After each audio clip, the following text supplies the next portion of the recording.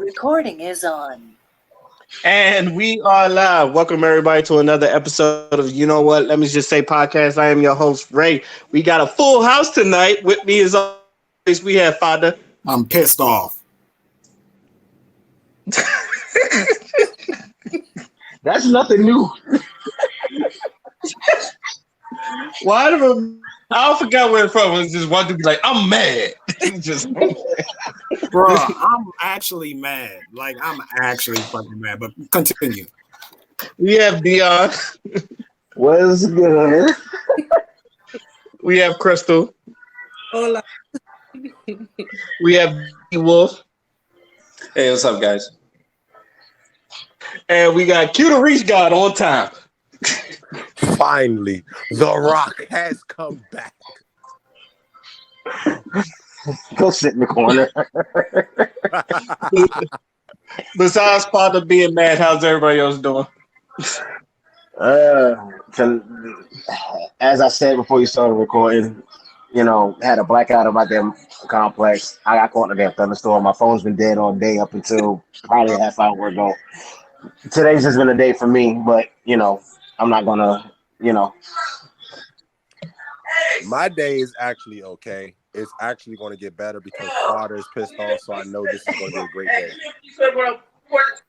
Damn.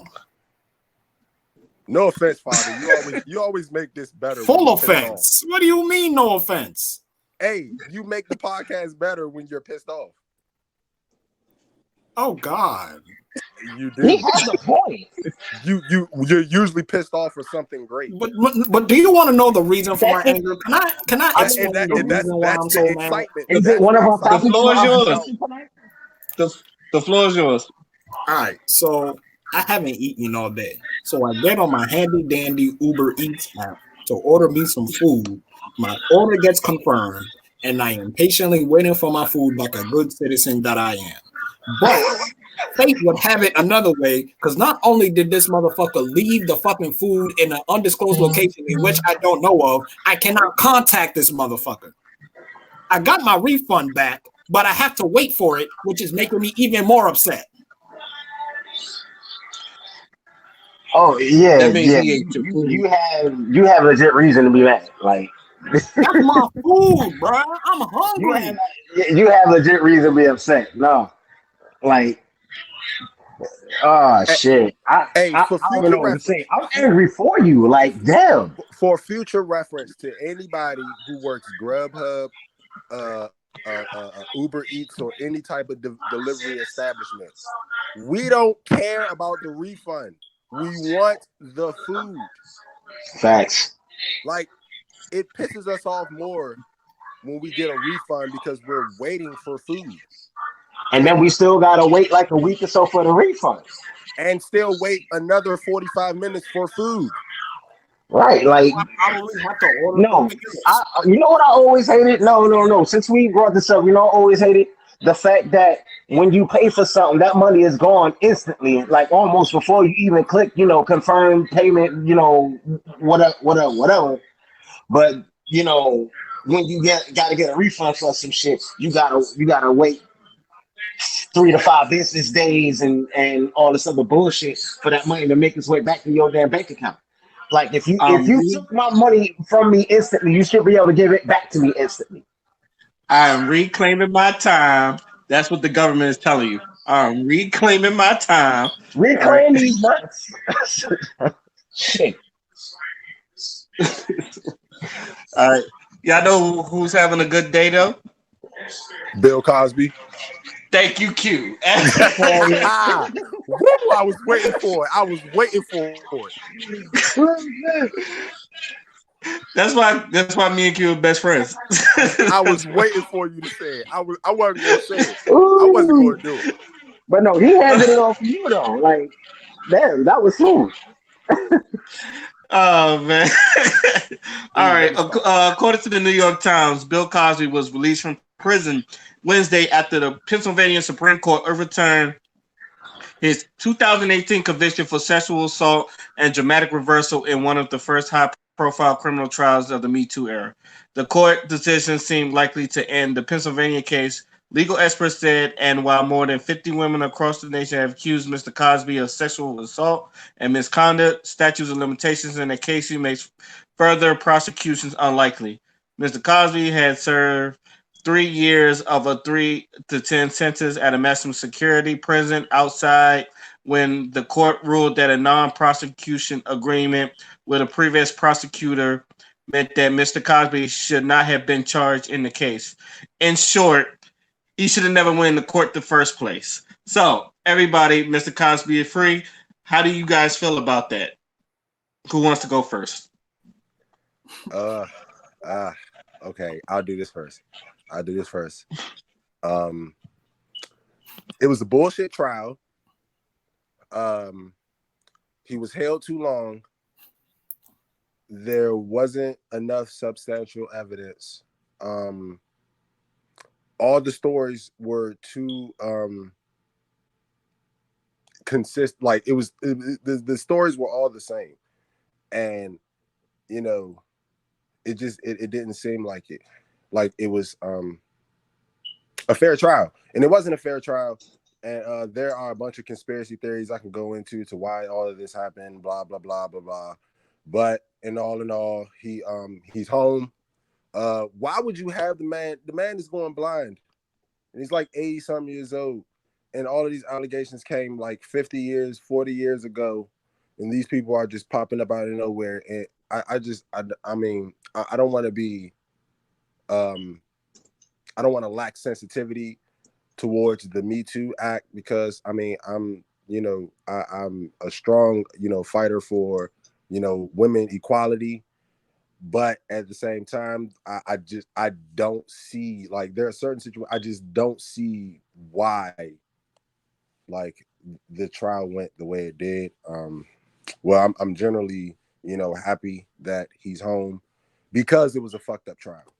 Now, did he do these things? We generally don't know. But I made a joke the other day. I said the government clearly got R. Kelly, so they gave us Bill Cosby back. So that was my joke. So it was like a trade for trade kind of thing. I was trying not to laugh at that. I really was. I know it was fucked up. It was fucked up when I said it, but I laughed because I laughed at fucked up shit. So it was perfect for me. And then there was the other conspiracy theory joke I had when I said the only reason he went to jail was to avoid coronavirus, because he knew it was coming before everybody else did. But that's just me being an asshole. Shut up. That's just me being Yo, you 2 for 2, boy. I mean, don't mind me. Don't mind me. I'm just happy Bill Cosby's home, because he was in a bullshit trial.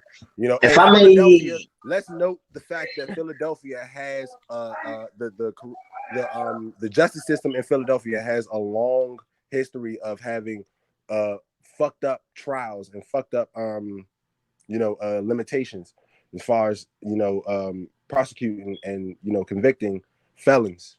So this is not the first time that this happens. This is just like, finally he's home. So yeah, that's where I'm at with it.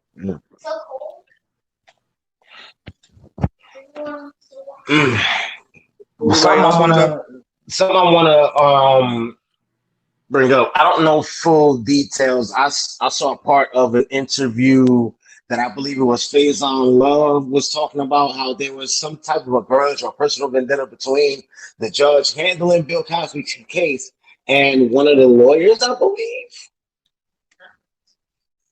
Did anyone see or hear anything like that? Oh, okay. Apparently, the original judge who was seeing over a Bill Cosby case had withdrawn, or I guess, I don't know, wasn't on the case anymore.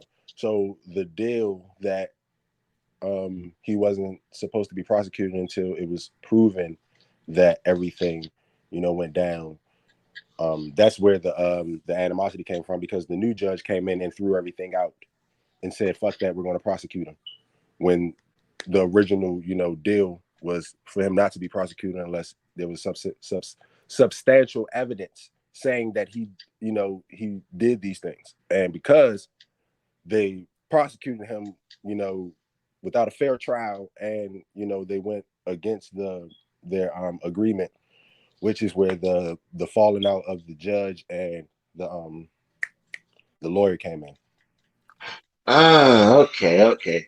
So basically, it was like, all right, I made a deal with you, but like it's like I hired you for a job, and I personally gave you a certain salary, but for some reason I decide to step down from my job, and then somebody else comes in and they give you the regular salary that everybody else get when I already promised you a certain, stipulation. So it was kind of like that. I mean, either way, the whole that whole scenario, like you said, it was a bunch of crap. It was a bunch of garbage. But like I said, this is not the first time, because if you remember, Meek Mill was wrongly convicted. He was locked up and convicted. And he was in jail for like a year or two for a fucking violation of his parole for riding in a motorcycle in the street. And that was one of the big things in Philadelphia, that their justice system is fucked up. So, with this Bill Cosby case going on, and it being in Philadelphia, it didn't surprise me that, things were fucked up and that they end up releasing him, because I know the justice system. Yeah, not to mention, as you stated earlier, he shouldn't have been sitting for as long as he was. But this is not. But these justice system in all is a fucked up situation, because they generally have all the power, and we're like chickens with our head cut off. We're not promised the same rights, because when you're locked up, you generally lose your rights, apparently. Yeah. So it's kind of it's a fucked up situation, because then you don't generally have lawyers who care about you enough to acknowledge the fact that you're in an unfair trial. It plays both sides. So let's just thank God that the person representing Bill Cosby was somebody who truly was dedicated to get him a fair trial and a fair chance to be proven innocent. So but you have a lot of lawyers who don't have that concept, who is just in to get the money, and their job. I mean, you know how it goes. I can get into this whole black thing, but it's no point at this point. Yeah.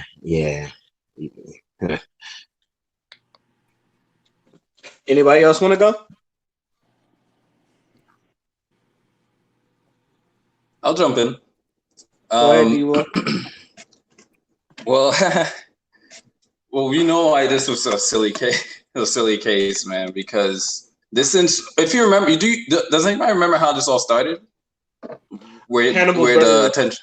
Thank you. There we go. Thank you. Yeah. Say it again. You're correct.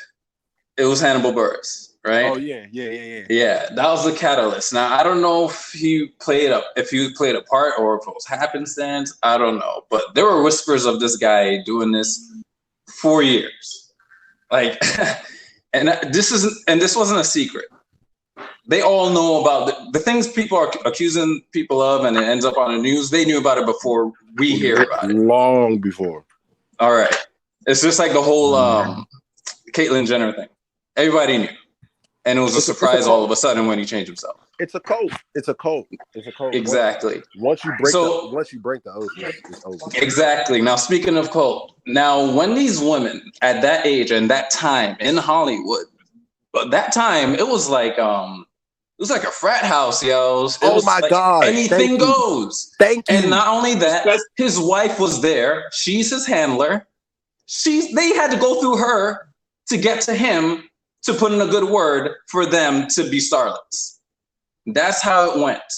Because there's no way, and I keep making this point because I really hate that people like these women make it hard for legit victims of rape to even want to speak out.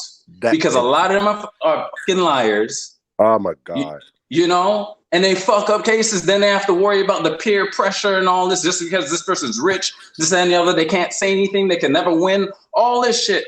And these women, okay, they said yes. I have no doubt about that. I will bet my life on that. They said yes, willing. They might have been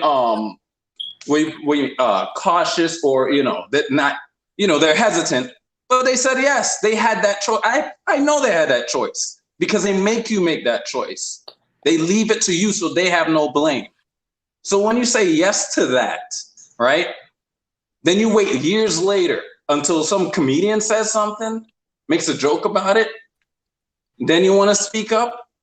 And I made this. I did a video on this before. I made this point like, okay, here's a solution, right? Because I don't understand how if all of these women are dealing with this. I don't know why none of them thought of this or are doing this. When you go for let's say you had to meet one-on-one with a producer or something. Let's say it was an office setting. You know, most of the time it's a dinner and all that stuff. But let's say it's like the casting couch deal, right? You're in an office, there's a room, whole bunch of women lining up to go inside. She's next. woman A is next. Now he's doing his thing, the normal spiel. Then he says, yo, if you really want to get this like today, you want to get started now, you want your name plastered all over, yo, I'm about to drop trial, do what you got to do, right? Right then and there, they have the choice.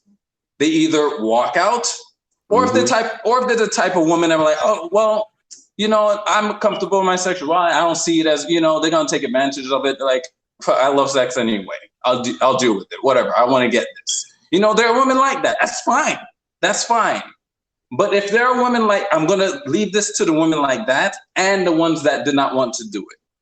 The solution is once that's over, you either said no or you went through with it. Once it's over, you go to those women in that room and you tell them what's next, what they're about to deal with in that room. They will make that choice to be like, you know what, it ain't worth it, or I'll deal with it. Right. If that's what it takes, I'll deal with it. That will save so many women from those times when this crap started with the casting couch to this day. How many women would they have saved and spared from this bullshit? Right? But they want to talk now, Me Too and all this shit. No kids mentioned though, and that's the bigger problem. But okay, Me Too. All right, you're all adults, and you could have saved many young women from dealing with this shit because a lot of them are going in naive. They aren't as lucky as I was because I learned a lot of shit in film school, so I'll be aware of what to expect when I moved to LA. You know, I was grateful for that. I wish these women, these actresses and whoever who has gone through that will say that before they go in. Or Miss Oprah, or you know about it and all of these, you're hurting these bitches. You're trying to, you're making sure you fucked with these women's minds so you could turn them into this and make money off of them. They end up on your show later on recovering from shit because of what happened, but they can't mention it. So it's just a drug problem or blame it on, sensationalize all this shit and make money. It's either that, or you're either stupid or a liar, because it's very simple to save these women. But I know that his wife, that Cosby's wife, was the handler. I know these women willingly did it because look at the shit they were doing after. They're fine. They were comfortable. A lot of them either had a career till they're old or just decided not to, whatever happened in between. But all of a sudden you want to say something now? How many cases of rape and all this shit has been going on and you didn't join the thing or start something to make awareness of this or just say, hey, I remember my days in Hollywood. What, it took a comedian for you to trigger that and make you do something? How many celebrities have been accused before him and has gone through this before him and your mouths are shut, right? You didn't say, oh, I remember there was this time with Cosby, although they're talking about another case. You didn't bring that up. A comedian did this, right? So this is all a game, yo. He was targeted, and we know why. I know, it's because he wanted. I don't remember if it was ABC or CBS. He tried to buy that. NBC, and another strike. CBS. Okay. And not only that, because think about it, they were quicker. Think about it today. They were quicker put in LGBT woman of color before they put a black man who will tell black young men to pull up their pants to run a station. Because what do we see on TV now? You think he would allow that if he was running shit? You think he'd have this agenda be pushed if he was running shit? I don't think so. And they know that. And they want to make sure he doesn't do that because he's still very, especially amongst black folks, he's still that icon. He's still America's dad. So what do we do? Destroy this man. Make sure that's not what he looks up to, but the other crazies out here, that's what you look up to change our minds. And he shouldn't have been in jail at all. Just like you guys said earlier, this shouldn't have happened. Statutes of limitation, all that passed already. It shouldn't have happened, but they made it happen. Well, yeah, that's my 2 cents on that. I also want to double down on the CBS remark you made. I honestly think that if let's be honest, in today's society, the moment a white woman says anything a black man does, we know what's going to happen. Oh yeah. If there was really any type of allegation that this happened, don't you think something that would have been said a long time ago with the power, and influence he had 20, 30 years ago? Yeah, especially in the 60s. Because Bill Cosby didn't just wake up an icon. He right. You know what I'm saying? He didn't just wake up and become beloved. Like, we loved him years and years and years and years. I mean, like your grandparents, your parents, to us, you know, this is a generational situation. You know, this is not just anybody. This is Bill Cosby. You know, and the power that, you know what I'm saying, the stature that he holds just by his name. Don't you think if there was any allegation that was true, that was serious, that I mean, like that was honestly, like, this would have been a conversation 20 years ago. Yeah, you know, the R. Kelly allegations happened almost 20 years ago. Okay, almost 20. They said something about it as soon as it happened. You get what I'm saying? Yep. Yep. He and R. Kelly in early 2000s had a lot of power. His name meant everything. Hence the reason why he beat the case in the first place. Let's be real. But what it's just about, let's look at patterns. When if something happens, all right, for instance, right now, Deshaun Watson is a football player for the Houston Texans who's going through the same situation Bill Cosby went through. Nearly the same. A bunch of women came out of nowhere saying that they were sexually assaulted by him. You know, he did a lot of inappropriate things. They, you know, felt attacked by him in the midst of him trying to leave a team that he does not want to play for anymore. These are like it's just patterns that I've started to really like. That's why I said they proved R. Kelly did it, so we're like, all right, we'll take R. Kelly. You can have Bill Cosby back. Like, it was a joke. It was a joke, but in reality, that's how I look at it. Like, yeah, it's the timing. It's the timing, basically, is what you're saying. Exactly. Like, it doesn't make sense that over 40 women decide to wait 40 years to say that Bill Cosby inappropriately touched them. And can I add to that? Show came back and everything. He even restarted Kids Say and everything. Like, nobody said. Wait, I need to add something to that. And I've said this before about this whole Bill Cosby case. I've been saying this since this first started. These women that are coming out and saying Bill Cosby did XYZ to them, okay, no, you can't convince. There's no way, and maybe it's just my taste of women. You can't convince me he wanted you that bad. You're not attracted. You can't convince me that he wanted you so bad that he had to drug you and never try Felicia Rashad. That's why I said it was like a frat house. They had to go through him. So it's like that. This was my conspiracy joke about the whole thing. There is no convincing me that Bill Cosby did XYZ to these fuckly ass women and never tried Felicia Rashad. I'm saying my joke was the reason for their drugs was because, you know, a lot of them are racist. They didn't want to touch him. They didn't want to touch Bill. Not to mention, my joke was that's what the drugs was for. Hold on. To let it happen, to loosen them up so they could get out of their bodies while Bill had their way with them. Nah, see. All right. In reality, let's think about this. In reality, back in the 70s, how you doing? I said back in the 70s, this was a thing. Exactly. A lot of big actors, comedians, music stars, they were doing a lot of crazy stuff with drugs at the time. This was an ongoing thing. This wasn't something random. You know, exactly. I would say Richard Pryor had a situation where he put cocaine in Pamela Greer's vagina and she can have kids. You know, like this isn't something new. Like Rick James, come on, man. Listen, I can't imagine what Rick James did. Right? You know, that's Rick James, bitch. Exactly. He licking people on the side of their face. You know, like come on, man. Like let's be real. Like this was an era that things like this were happening, and it was cool. Everybody was doing it. It was fine. So it doesn't make sense that you wait until the 2010, 11. Yo, it's called pre-AIDS. It's called pre-AIDS mid-coke. Like the perfect era for that shit for them, exactly. especially. And to be frank, with the reason why they did it is because it was a faster way to get to your high. Mm-hmm. That's why it was done. So this wasn't like, this is why I'm glad Bill had the lawyer he did. But if I was the lawyer, Lord have mercy. No.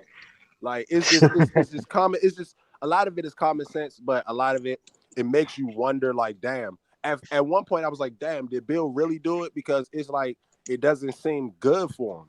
Like it doesn't seem like this is going to go his direction. And it's just like, but as time went on, and you started to see a lot of things die down, a lot of things, you know what I'm saying? And if you think about what they said, there's no way you could. What they said was very careful. What the women say was very careful, and they also in a way where they made it seem like they were pressured, but it was their choice still, so they did it. So that way they can. If Bill can't go back and say, "Oh, they're lying," because they can easily say, "Oh, that's how I felt," though.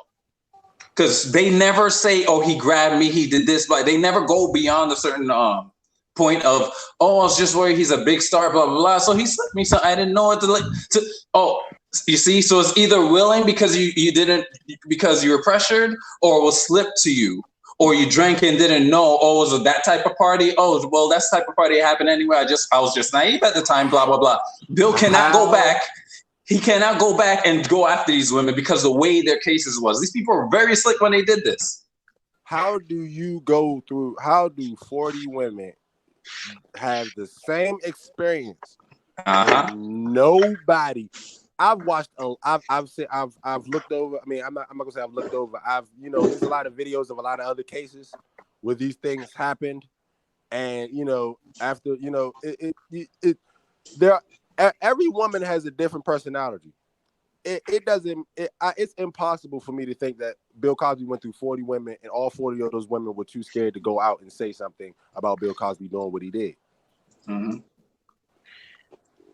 The timing, the numbers. The timing, the numbers, the people, the same story in the same content. It's exactly the same. Like they're all reading a script and they're just freestyling off of what the script says. Yep. That's exactly what it sounds like. And it's just like, me personally, I in my heart, it's just like, it's certain things I believe. It's certain things I believe when I hear it. When I heard August Alsina got permission from Will Smith to date Jada or whatever case may be, I was like, you know what? Will Smith seems like that type of chipper guy. I mean, he just seems like go on, enjoy it. According to that whole Red Table Talk, following that, Will Smith and Jada were going through something anyway, so he initially didn't give a fuck. Exactly. So it's certain things that you can be like, you know what, I could see that. Like R. Kelly, when you really look at it, like R. Kelly was kind of weird. Like he wore a mask over his face. Like he called himself. All right, this is where a history lesson comes in. He called himself the Pied Piper of R&B, right? Mm-hmm. The Pied Piper, when you look it up, was like you already know where I'm going with this. Yeah. It was somebody who used to take control of children. Mm-hmm. With music. He used music to take control of children and their thought processes and all that, and took advantage of them and all that thing like that. So sorry, go ahead. I was gonna tie that up for you because the Pied Piper is Peter Pan, and remember he played that flute. Yeah. And okay. a couple of his songs. And remember that. Yep. And remember They go to the island, and what's the group of boys called? The Lost Boys. Right? He hypnotized them. You got what's her name? Tinkerbell sprinkling all this stuff, getting them high and shit. Yep. Thinking they could fly. Hey, it's the truth. Yo, hey, Pan, and this name Pan though. is ancient. This name is Pan is ancient. It's not an accident that his name was Peter. What else? What Peter? Just like Richard. What does that equal to? There's a reason. And Pan goes back to Bacchus and a whole bunch of ancient deities. You know, Pan and the goat god. There we go. The goat god Pan and all that. And that's all he did. Play the flute, hypnotize kids, do what he wanted with them in the fucking on the island or the woods, and he comes back. You know, that's what the movie's telling you. That monster in that show, Big Mouth, is the same thing they're talking about. They just made him cute for Disney. It's that creature in Big Mouth, that monster, that shit that on the thumbnails. That's what Peter Pan is, basically. But you know how Disney always beautifies everything, right? So that's what they did. They do the same story about some creature messing with kids, and they put it on kids' stuff. You know, so that's where it all comes. Pansexual, all that. That's where it comes from. Yeah. So with that being said, I mean, like, people have to start, you know, stepping back and really, you know, doing your research and trying to understand. Like, so with R. Kelly, it started to all make sense. But with Bill Cosby, what I'm trying to get to is with Bill Cosby, it never made sense. Any other situation that I could bring up, it some way, somehow, it all comes together and it makes sense. Eventually. Bill Cosby situation, it never, like, I couldn't bear to be like, nah. I'm like, nah. I wouldn't even believe that shit. It was too, the coincidence it was too much, man. Yeah, there's no way he legitimately did these things. There's just no way. No, there is a way. There is a way. Don't get me wrong. There's a way. I don't believe Bill Cosby has it. I don't think it was rape. I don't think he did. I think, like I said, it was a time of air where everybody was doing it. Exactly. And because people, you know, like I know human nature. You're not going to run into a bunch of women that's not going to say nothing about the shit that you're doing. If you're abusive, if you're an abusive man and you run into 40 women, 10 of those women are going to tell other women that you're abusive. Because they're not scared. Exactly. Because they're not scared to. You know what I'm saying? So it's like, it just don't make sense. I don't know. But my man Bill Free, you know what I'm saying? They can't hold a real one down. Go ahead and make a remake of the Cosby Show and have the third one. You know what I'm saying? Be a parent. Man, nah, reboot Fat Albert. That's what I want. No, I'm good. Fat Albert died with platinum FUBU. Let it stay there. Hey, Crystal. Shut up. Hey, Chris. Damn, I forgot that. Crystal, I would love to hear from Crystal. Do you have any opinions on this at all? Well, I knew that something was wrong when every article I read regarding Bill Cosby included his business deal or his business in certain networks, like NBC is one of them, along with the case that he was charged with sexual assault, or there's an upcoming case. I don't see much articles regarding other people when they talk about a sexual assault or something serious like that. They don't include what business deals that he or she previously had or requested. That stuff is private. Amazing. Thing was up. It just didn't match up. And the Me Too movement, I understand, like many of you guys said, that you don't like people, you know, reporting rape and not being believed. You want to believe them. But the Me Too movement was just a catalyst for influential men with money to be attacked so that the economy and the monopoly can be controlled. So that's my take on it. I'm glad he's free. Thank God. They freed the real, man. I told you. Man, you can't, man. Come on, man. Bill Cosby probably was in that jail getting help. He didn't probably help about 10 people learn how to read. He didn't help about 5 people with their case. Man, he done got about 3 I heard they couples was back. starving a brother. You said, yeah, they was. Hey, bro, it's the Philadelphia prison system, dog. Meek Mill will give you the whole insight of how fucked up it is. Prison reform. That's why he really got into it, because he dealt with that bullshit in that prison system. That's why he really got in. That's why he really put his nose in it. That's why. See, this is where jail truly humbles great people, because that's where the humbleness from Meek Mill came from. Being in that situation, in that system, understanding that there's no fair trial to anybody. There's nothing. All of this is about money. And when he got it through his head, which a lot of these youngins need to start doing, when he got it through his head, he put his money where his mouth is and said, you know what? I'm about to help prison reform so that situations like this don't happen again. And then what I don't like is how people are really like, okay, there was a tweet by Kid Cudi who said that he hates the fact, like, he said that if you are celebrating Bill Cosby being free, you're an idiot. I'm like, he was wrongly convicted. I mean, like, every sense of the word. I truly understand the Me Too Act. I really support it. Like everybody has said in this podcast, it's very hard to be able to. I can't believe a lot of motherfuckers when they say certain shit. Like it's very difficult. Like you step back and you look at it like, did he? Didn't he? And I feel fucked up saying that shit. I feel fucked up contemplating on whether if a man with high power took advantage of a girl who's trying to make it. You know, I don't know if Harvey Weinstein did what he did. I don't know. That nigga look like he did it though.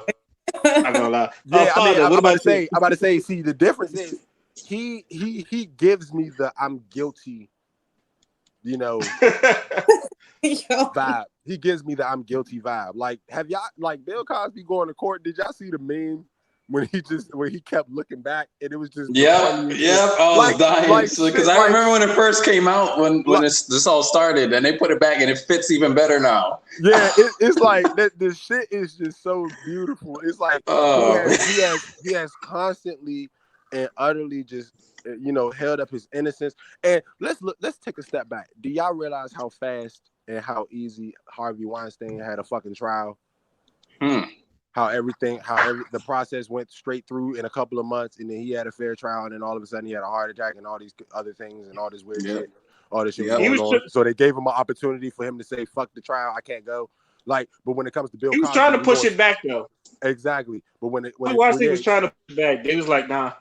So, but when it comes to Bill Cosby, they hold you in they hold you in the cell for years, and they constantly pushing they're constantly pushing your court date back to a point where you don't even get a fair trial. You don't even have evidence. You just got bullshit witnesses who are all saying the same dumbass shit. You literally have like evidence of motherfuckers saying that Harvey Weinstein has been doing this shit for years. You got new people, you got young people, you got legit people, you got, you know what I'm saying, you got A-list celebrities, you got Z-list celebrities, you got all around. And it's easier to believe it because there are people who say he tried it and I didn't allow him to do it. You want to act like he's a flight risk. This old man's a flight risk.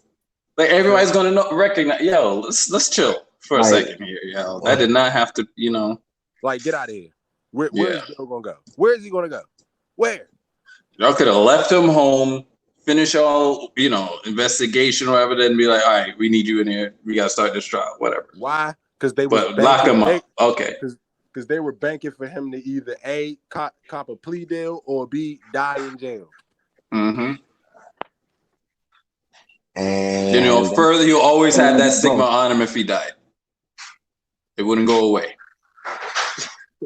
All right. Father, what did you think?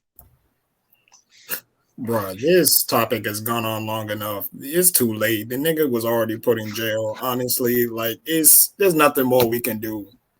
Honestly, I feel like we're all just waiting for him to die. Honestly.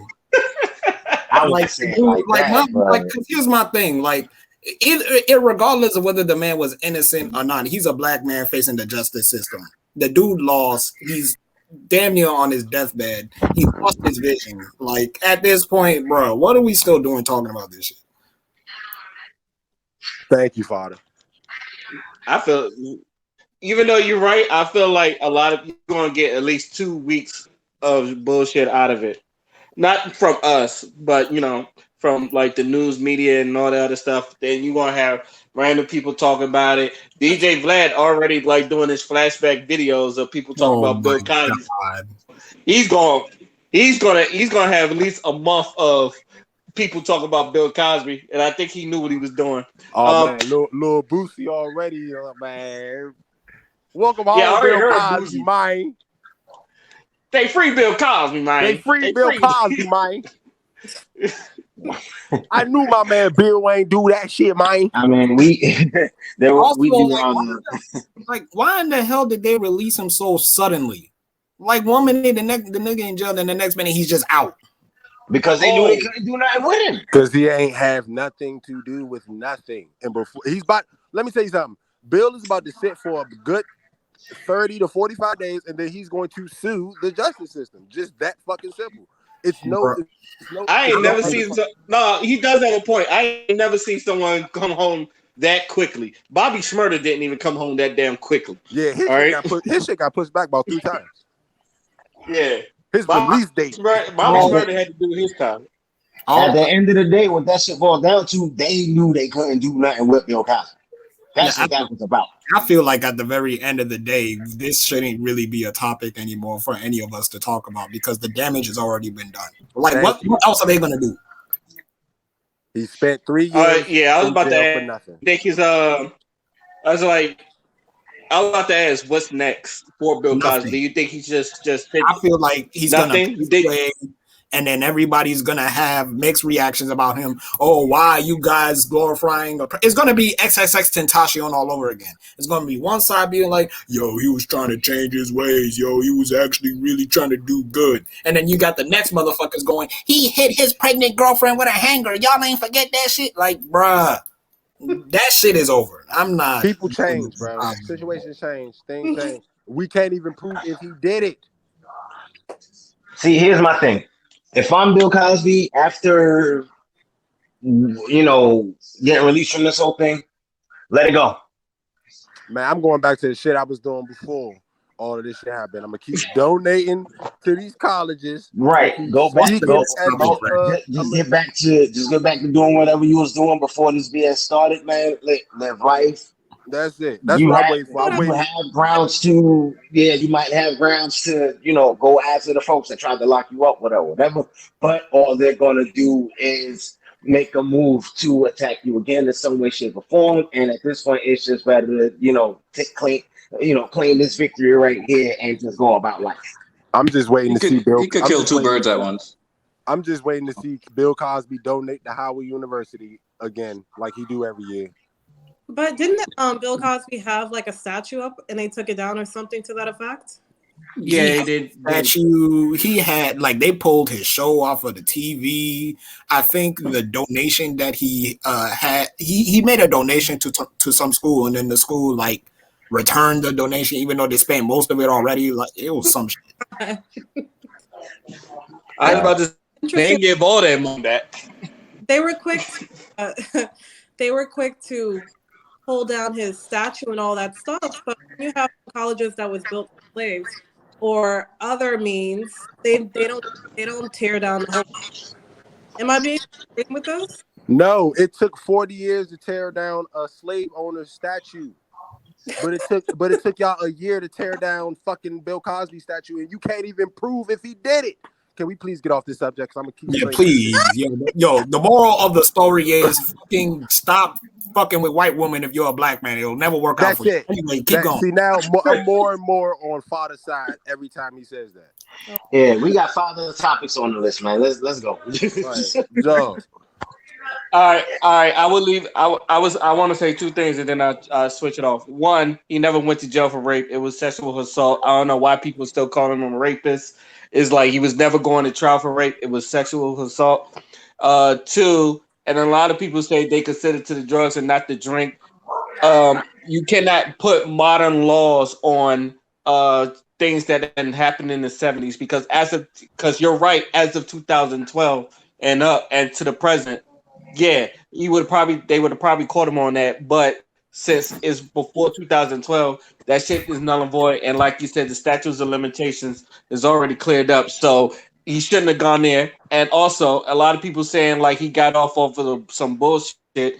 He got on that trial for some bullshit. So like, I want people to read the deposition and stop fucking with Felicia Rashad. All right, I will fight y'all over Felicia Rashad.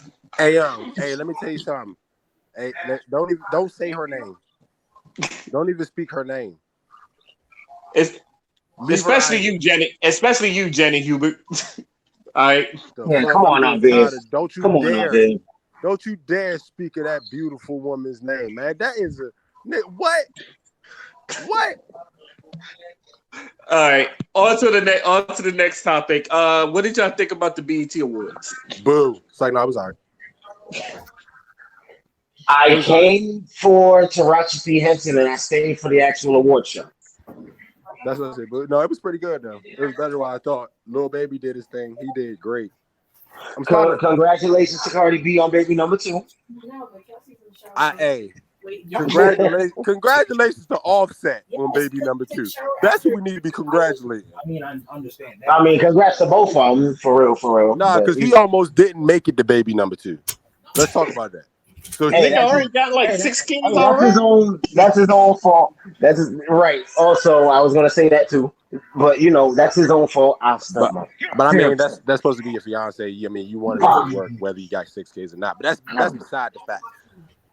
But overall, the award show was pretty good. It was a lot of pretty good performances. The DMX tribute was beyond amazing. Oh man.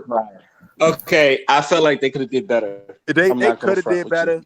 They could have did better, but it was very short notice, Ray. So was Prince. I mean, I seen him go all out for Prince. Like, I mean, but Prince, you got it. That's DMX. All right, yeah, you're right. Okay, but that's Prince. I seen him go out for Prince. All right, I don't hear that. That shit for DMX was well put together, man. I enjoyed that shit. It was okay. I mean, Michael K. Williams really did kind of like embody DMX and like his like you would have thought like his spirit was in him. Like I like that part. But I don't know. I've seen better performances and I was kind of disappointed. Except for Buster. I like you're comparing. Bro, what else do I gotta do? Right. Honestly, even from a standalone point, I still think it was subpar. I know a lot of people think it was cool, but I still think from a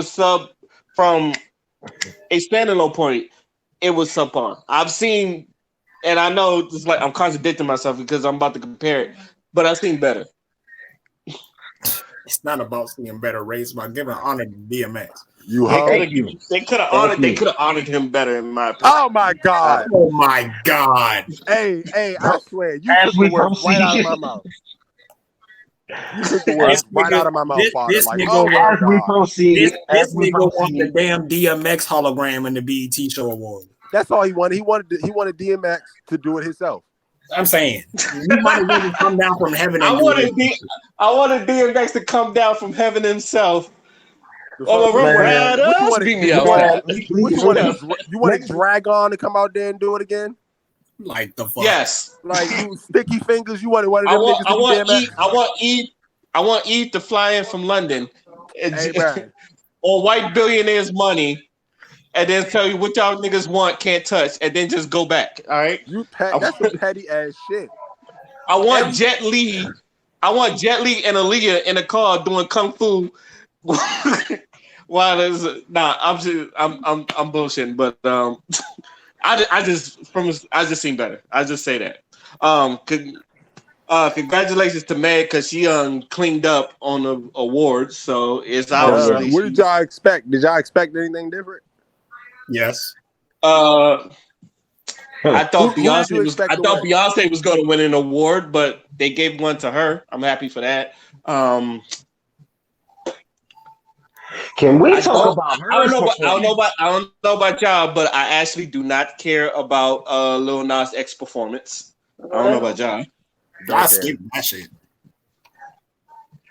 Yeah, I don't care. I really don't.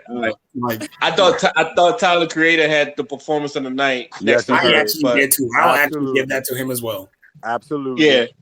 And my runner-up, I keep saying it was Lil Baby. Lil Baby did great. Lil Baby's I feel like you don't get the fuck. That the audio was kind of off. Y'all ain't really hear the audio. Maybe it was all right. So my film student ears still work because I was like the audio seemed a little off to me. But I say it was, but I just felt like I just felt like he did great. If you watch his performances, he's actually doing better over time. Like he was terrible at first. Bro, the entire timeline was cooking him because that nigga was high on stage while Kirk Franklin. He definitely was. But he definitely was. I thought it was just me. Can I say something, Father? I'm glad someone say something else, Father? Go ahead. He wasn't just high. He was high on stage with Kirk Franklin. I just could not hold. For those of you who forgot the struggle. I could not hold my laugh. That's what made it all the funnier. All I was like, "Yo, baby, I am a Christian man, but I still doing a song. I still with Kirk Franklin.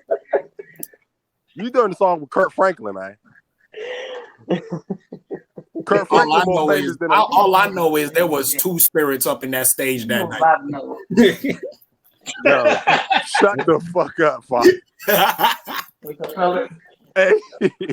But this is like, come on, you saw it in his movements, man. You saw it in his movements how he was just. I'm glad someone else said it because it's like it's the whole time like he can't be high. He can't be high. No, he's just. I don't know. He's I'm glad. All I'm saying is I'm just happy someone else said it. Okay, maybe it wasn't his performance. Maybe I just like Kirk Franklin on the stage. I just want to give an honorable mention to Migos and Cardi B because that was actually a nice surprise. It was. It was a great. Yes. It was a great. That performance is, in my opinion, that was the best performance of the night. Nah, Tyler Creator. And then not even. I like Tyler shit, but like. Migos came out with the choreography and everything. Like, I wasn't expecting all that from them. This nigga was rapping while wind was blowing on him and his fucking house and he called it choreography. I've seen performers do shit like that before. That's not new. No, you haven't. When? Where? I'm gonna hit you like a Jamaican father. When? When?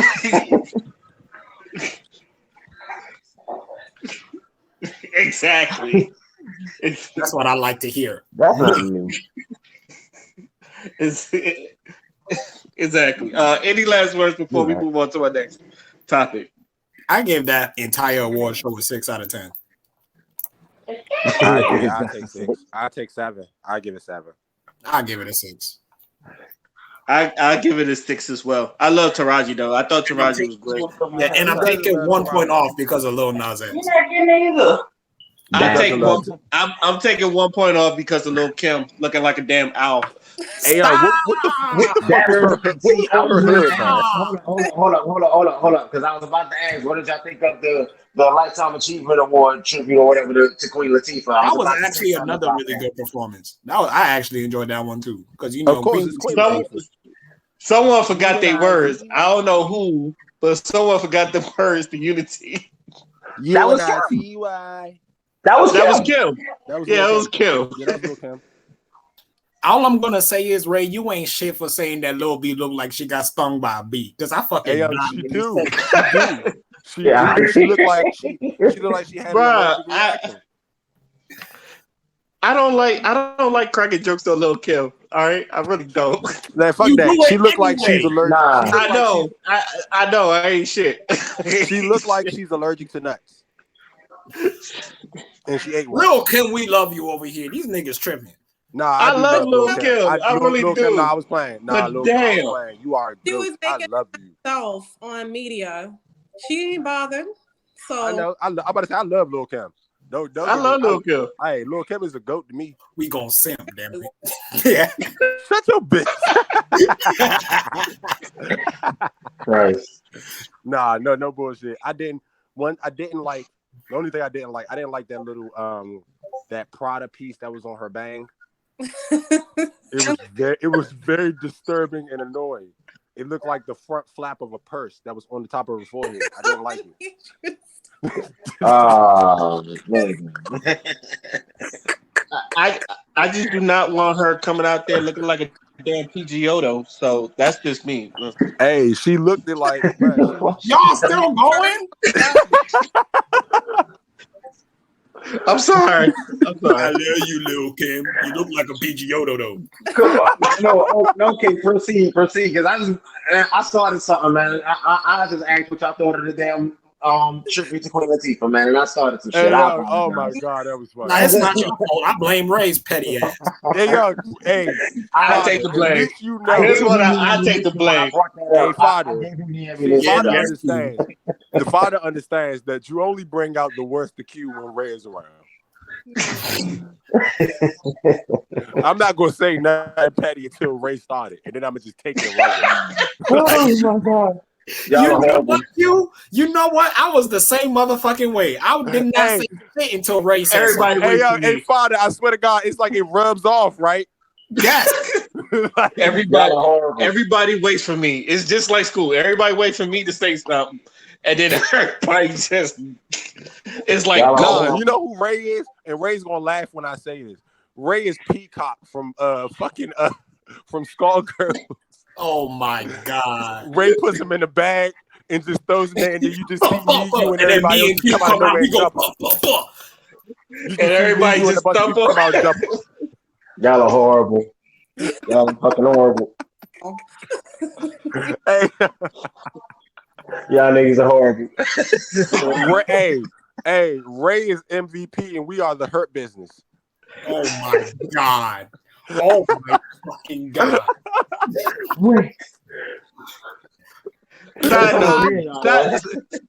Side note, the MVP and Kofi Kingston is saving Raw. I don't care what anybody says. They are single-handedly saving Raw. So because Raw is going down the drain. Fast, quick, Can fast, and hurry. I meant to bring up something. So did y'all see or hear? Oh my god, why did you bring up wrestling? No, I just wanted to ask a question real quick. Did y'all hear about that writer that got fired because she didn't know who Bobby Lashley was? Yes, that was her. Fucked up his name or whatever. Yes. Yeah, Bobby Ashley. I don't blame her, but at the same time, she should know what she's doing. But at the same time, who truly knows what they're doing in the WWE? I mean, this is not, but at the same time, this is what Father has been saying. Like, writing has been bad. It seems like people don't know what the fuck they're doing. Like, if they hired you on something like that, okay, I will give you leeway, but you can't be going on fucking podcasts and shit talk about, I don't know shit. Bobby Ashley, I think you should at least know the product or something like that. Because I personally do not mind if you don't have no wrestling experience, because maybe they would put something in there that's funny, that's probably not wrestling related, but at the same time, you gotta know the product, in my opinion. You say your name is Kenneth Mobley and you love to write. I say your name is Kenneth Mobley and you're a bastard. See, the only thing I'm gonna add to that, and I'm gonna leave it alone, is this. I don't care what type of experience you have as, you know, a screenwriter or whatever, how many degrees you got in that particular field. None of that means a damn thing if you know nothing of the wrestling world. And that speaks volumes about what's wrong with Raw in particular. And that's all I got to say about that.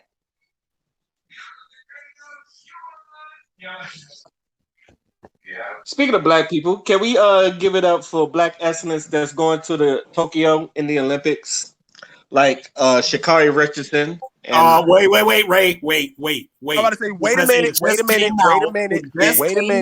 She just got disqualified. Yeah, she's about to get disqualified because they found some weed in her. What? Ooh. Yes, they are. Where was this? Fuck. Today, Now, was this? today, like 2 hours ago. Oof. Oh no! All right. Yeah, serious? Specifically, Go ahead, Crystal. Is it? I mean, I'm just trying to figure out who's doing the testing. Right, I got questions. Like, did they find, like, what are you saying? They found it on her, or she tested? No, they found it in her system. She failed a drug test. Oh man!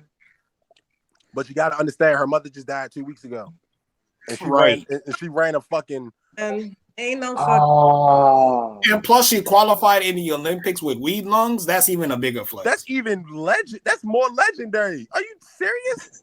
I was thinking the same thing. I can't play 2 full games of basketball off weed. What are you talking about? I could barely leave the room. I could barely leave the room. I'm afraid to drive, and she did that. Dog, I haven't even lit the J I have right now because I'm doing a podcast, bro. What are you talking about? And she ran a 100-meter dash. What are you talking about? Jeez.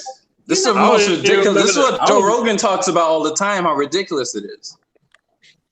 God, there's no take away or give from it.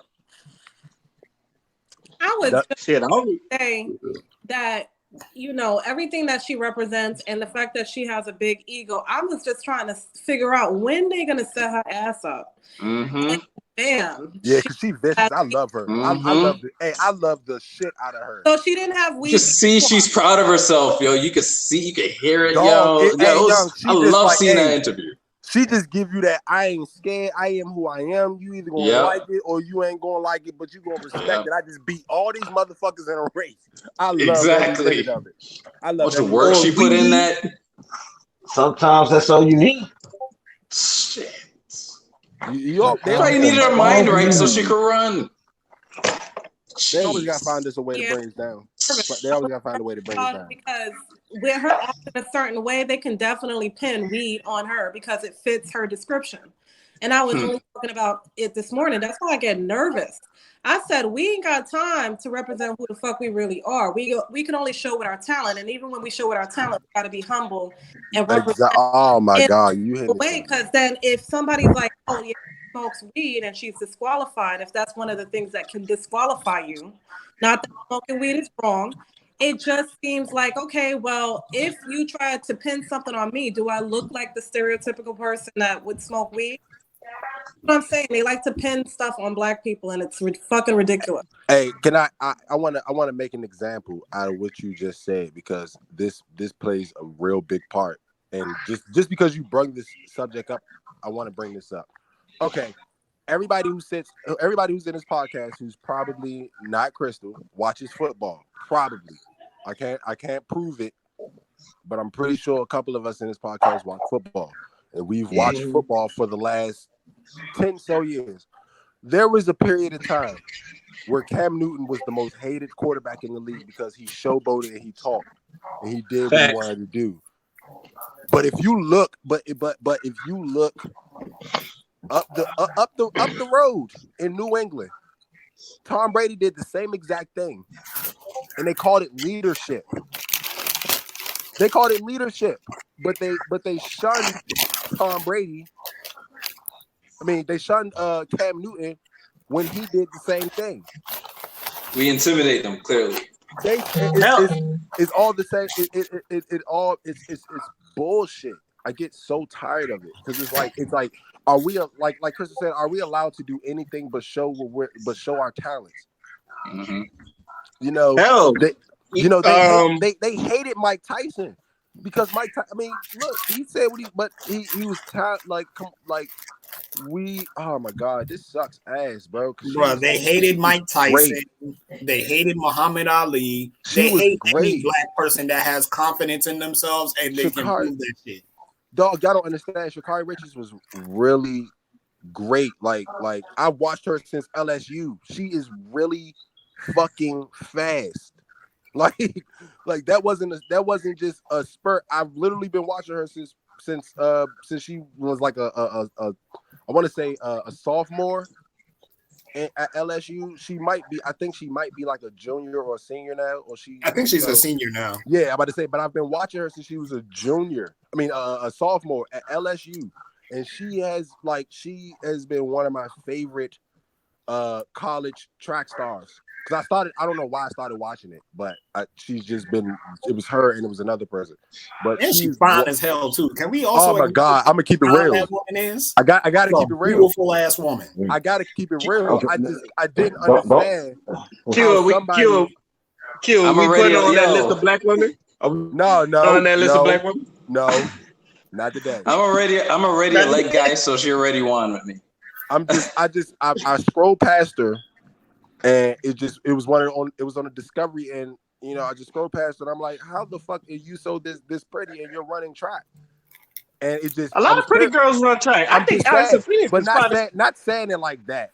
But I'm saying like, damn, I really want to see how fast you are now. And then when I seen that she just dusted everybody out the water, it's like, oh my god, like this is crazy. I'm gonna be mad though because I cannot see her fight against the fucking Jamaicans. That's what I was waiting for. Oh my god! Wow. Oh, we taking it from the Jamaicans this year. Yeah, I'm with Jamaica. That's what I was saying. I'm with Jamaica too. You know, I gotta support my Jamaicans. That's the family. I'm with Jamaica because Sha'Carri's not there no more. When Sha'Carri was there, I was just intrigued on who was going to win between them two. I didn't care about nobody else in the race. I just wanted to see them two. You know what this shit was like to me? It was like fucking Bianca Belair versus Sasha Banks all over again. Oh my god!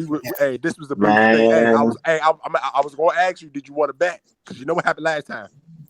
I mean, bro, but I took my L.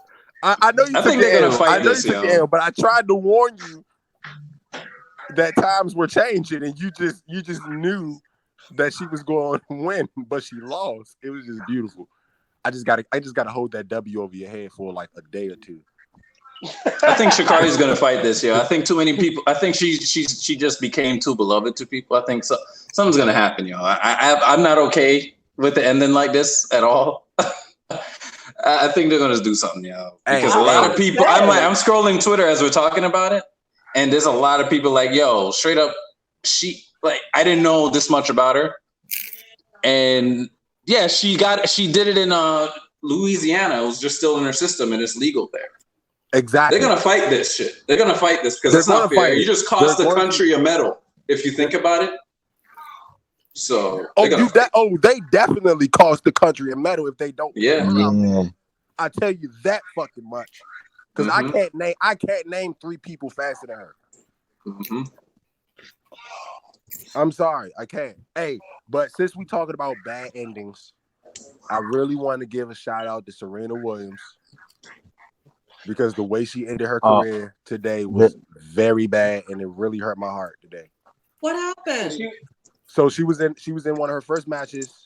And it was slippery on the knee, and she tried to change directions, and the knee gave out, and it was just like, you know, tennis is so delicate. The moment you get like an injury, you really have to like retire. You have to retire from the match. You rely heavily on your legs, so you have to retire from the match. So, and this was supposed to be like her last Wimbledon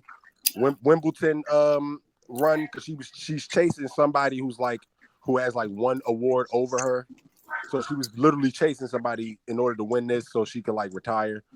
So but the word is out that she's retiring after this, but I personally don't want her to. She's probably the greatest female athlete to ever live, Period. Point blank. Oh, There's I no. don't, I don't, There's. I don't, I don't think it's a probability to that. I'm about to say there's. You could put out Layla Ali. You could say Sue Bird. You can name I can't even think too many female athletes who are like on a level as far as winning and consistency. Flojo. And Right, Flojo. Flojo, that's And it. Flojo, that's it. and Jackie Joyner Kersey when she was And when she was racing. I'm big on my father's a trackhead, so I'm big. Yeah, I'm So about to say like I couldn't think of their names, but those were the only two. And then there's Serena Williams. But as far as dominance, Serena dominated for like she had a Floyd run for years. Like it was I like ain't never knows my bad. I ain't never know someone that won a major while pregnant. bruh, she won 2 While pregnant. while pregnant because she had 2 major 9 months. There were 2 majors within that 9 months. She won 2. Stop it. Jeez. I'm about to say, stop it. She went I on said, like "Yo, Like I said, it's no probability to that.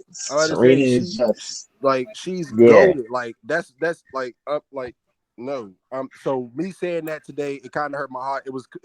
It kind of brought me back to when Kobe tore his ACL, and it was like, oh my God, we know this is it.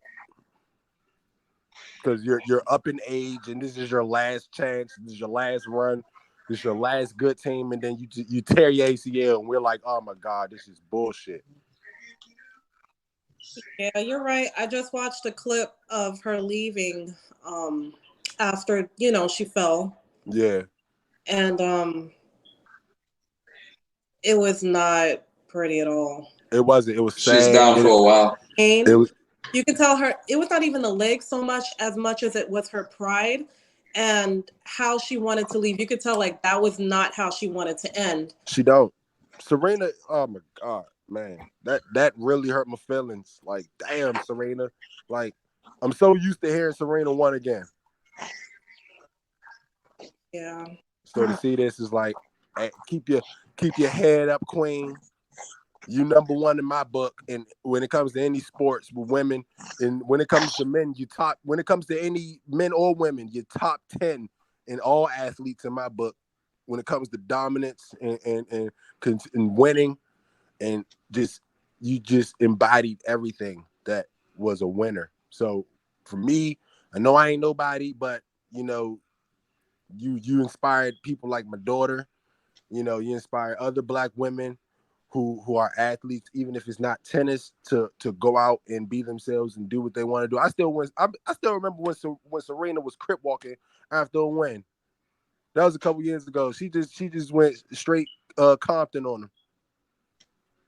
I remember that." It's just like it's things like that makes it opens doors for other Black women to want to do these things. Little Black girls want to play tennis. Little Black girls want to play basketball.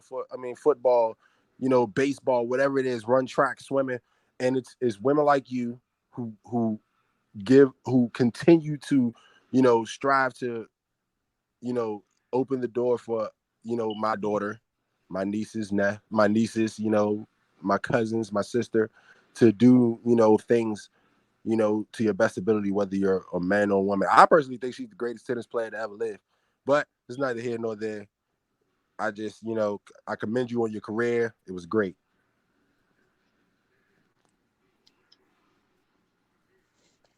Also, can I just shout out Simone Biles real quick? That's another beautiful Black queen. Dog, you mean we here. We here. Harlem Heat. Hey, bro, I don't even. Harlem Heat. Hey, bro, at first I always used to be afraid to be like, damn, she is fine, because she was like young as hell. So it was like, she's pretty. But like, if you want to talk about like, she's like, oh my God, like I've never seen nobody just sit in the air like that and just like, it's not even fair. Like, She your type, ain't she, Q? yeah, nah, yeah, shut up. She's short. She's short and she smile a lot. I mean, come on. That's his type. That's my type. If you smile a lot, if I can see a big smile all the time and you're pretty and you all shine and shit, that's just me. Don't judge AQ. I mean, hey, I'm Ray, not judging you. I'm not judging you. I just know you. That's what I'm saying. Look, you know what? That's why you're MVP and we are the Hurt Business. Like, this is bullshit. Shoot. Oh yeah, I wanted to give a shout out to Simone Biles too because I know she's gonna dominate. I've seen her on like her worst day. Not like when people say you can't fuck with me on your worst day, she is like the epitome of she can have a bad day and still score tens. Hey, the fact that she walks around with goat slippers on is just like, all right, you just above everybody. It's not even fair. Like, who invited you here? It's not like y'all might as well just go home and just let her flip by herself. Right. So what events are y'all looking forward to? Because that track and field, I'm all over that. I mean, I was over the track and field. Let's hope that she, wins this appeal and she can continue to go and fight for our country the way she's going to, and I could just watch her run across the goddamn thing and win. Because my money's on her. If she runs, my money's on her. If she don't run, my money's on a Jamaican. Because I heard this like at least for the track and field is deep. Yes, it's very very deep. Like, it's very deep. This is a good year for track and field. It's a lot of fine women running. You know what I'm also looking forward to? Women's indoor volleyball. Yo, honestly, I understand it sounds perverted because the women are fine as hell. But when you watch it, that shit gets intense. Like, hey, Ray, shut the fuck up. I swear to God. I swear. Like, No, you watch it. I'm not gonna lie. If you're a dude, you watch it for the women, but you stay because you be like, yo, this shit is getting intense. That was tennis. That was tennis for me.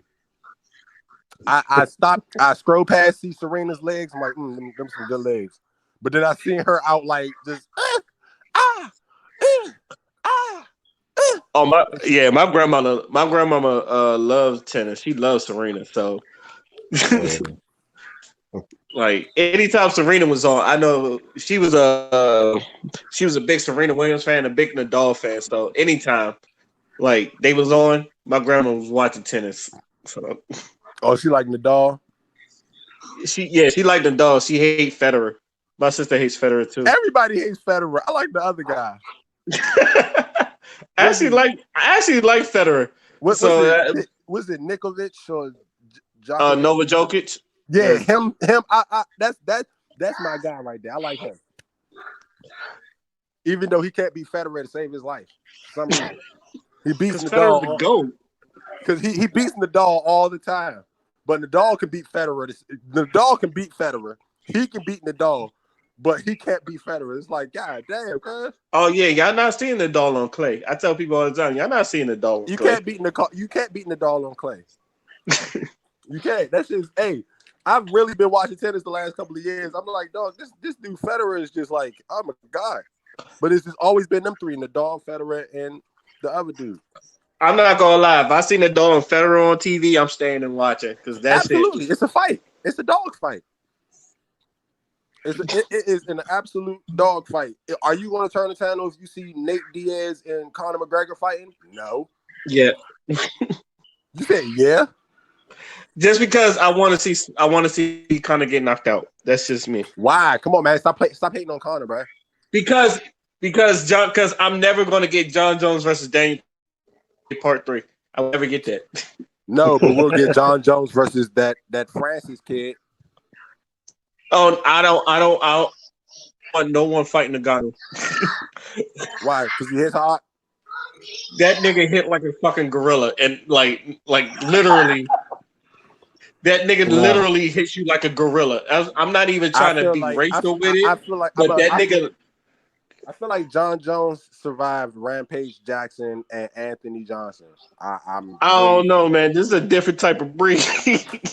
Yeah, he's Mike Tyson. Ngannou is a different type. When I saw him, what he hit? He hit Stipe Miocic with this like hammer fist, and that looked like it came from God himself, and just I was like, oh my God. Yeah, he hits hard. He hits hard. He Like, hits hard. he's Mike Tyson with like 5 inches on him. Literally, that's all he is. Mike Tyson, give Mike Tyson about 3-4 inches. You get him. That's a scary brother. I'm gonna just say that. But I don't want Daniel Cormier and John Jones again. I'm sick of it. Bruh, I just love the back and forth. That's all you want. You just want them to do. You are one of those people that only want to see face-offs and don't want to see the actual thing. I want to see both, but the face-off be funny. Like, dude, like especially when they hate each other. Like when they hate each other, that like, shit is funny. I'm gonna tell y'all a secret about Ray. When it comes to battle rap, Ray is more excited about a face-off than a battle sometimes. Especially if they hate each other. Like, you know what I'm saying? Hey, but shout out to since I ain't mean to bring up battle rappers. Just to slip it in there. I got 2 battles that I'm looking forward that's about to come up. Which is we got the most contradicting battle in fucking battle rap history. Because I swear this nigga said he was never gonna battle him. But he about to battle him. You got Sue Surf versus John the Don. I knew that was coming. I honestly knew that was coming. And hold up, but this is a battle I'm looking forward to because everybody think it's gonna be some shit.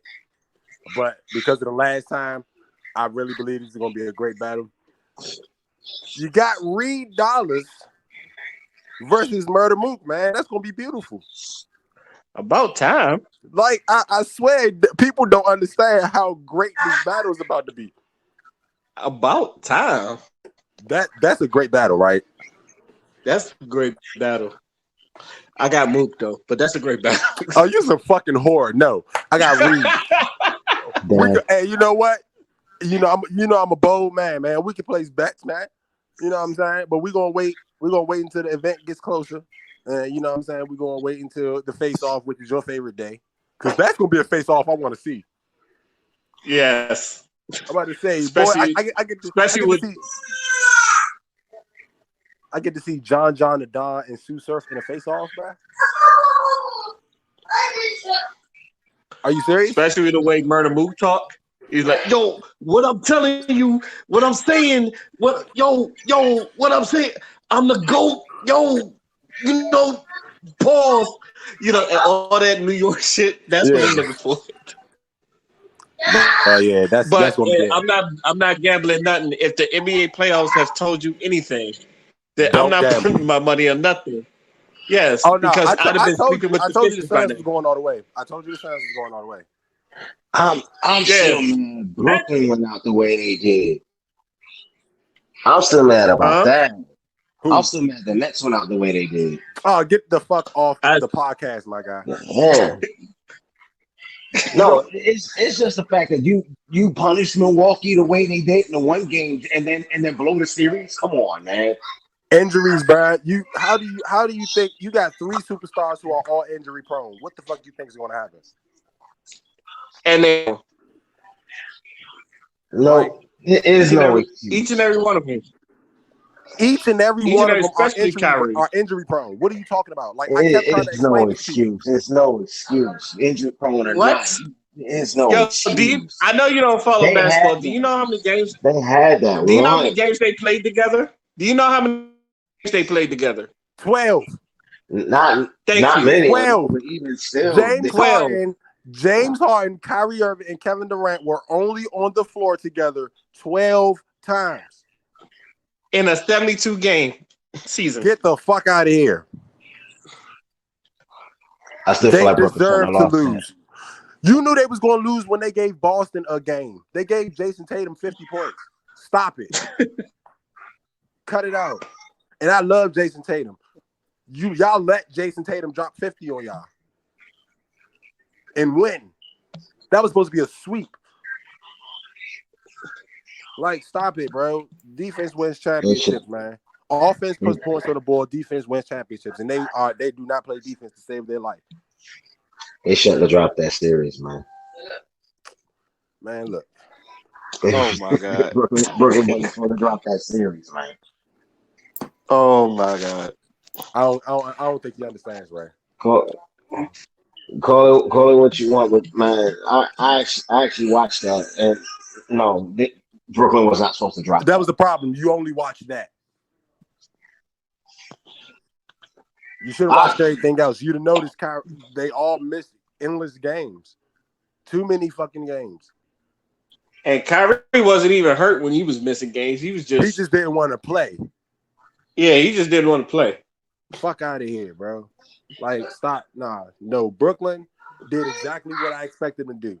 They lost to a better, well put together team who played defense, and that's it. That's how they were going to lose any fucking way.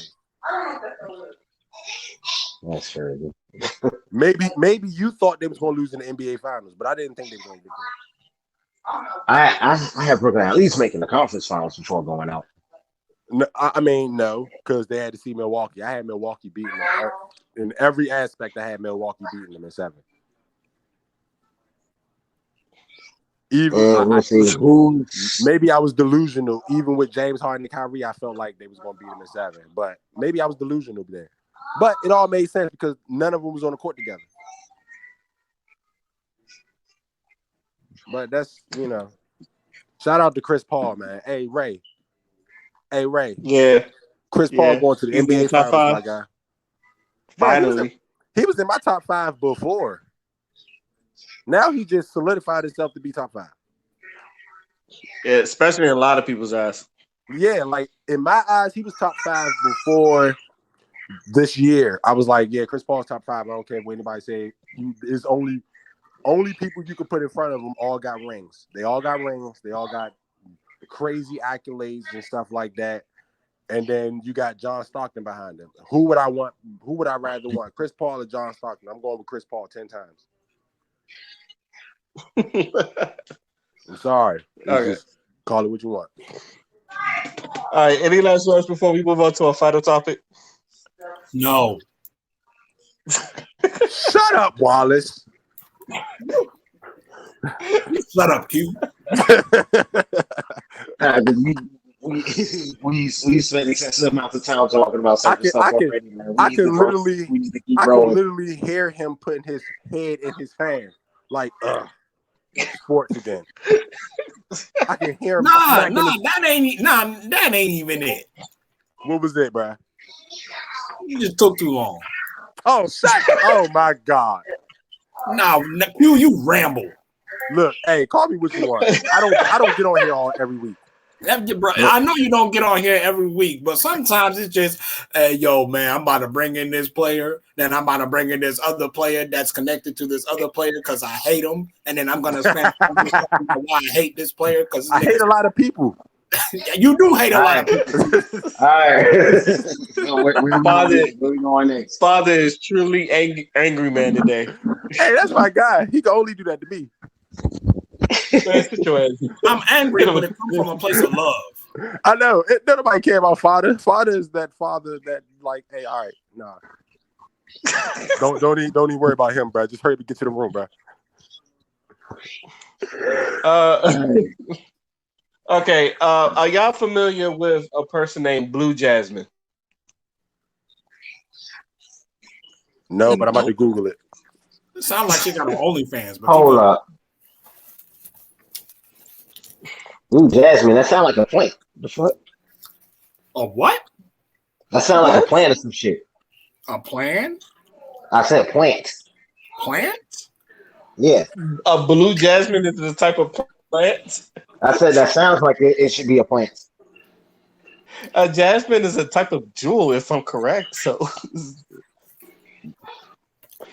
anyway, I actually got this story off of Crystal's IG story from, I think this dude was talking about it. This woman, she was on this show and she was talking about how like she had a boyfriend that was while she was with her, he was kind of like funding her life, kind of lost and all that other stuff. And while they broke up, like she still lived in that apartment and all that other stuff. So and if he does take basically, and I'm paraphrasing, if if he does take that stuff away from him, he's gonna ruin. She's gonna ruin his life. She feels like since you brought me there, you should keep me there until someone else does it. So it got this whole stir of like ability versus gold digging. Is like some people felt like the whoever's like funding her life, he should be held accountable for it. Or a lot of people felt like she should like if she shouldn't be entitled to such things if she's not with the person. So, how do y'all feel about this situation? Well, I'm surprised that you even remembered her name. Girls like that just call them the girl or the female. The girl. Really, I don't really put a name to them because a lot of women like that. Okay. I was wondering what y'all was talking because I looked this up on Google and I got this weird movie. Well, I What probably did you stuck get? somebody's name. I typed in Blue Jasmine and I got this weird movie that came out like 2013. I don't think she's a celebrity. Is she a celebrity? No. She's not a celebrity, but she's really like been on talk shows and all that other stuff. So that's Again, saying something. we need to stop the sympatry. I don't know how much more needs to be said. And do expect that You're cutting out. Off really Yeah, bad. you're You're cutting cutting out. out. Is this better? Can y'all still hear me? No, you're cutting out. You're All cutting right. out still.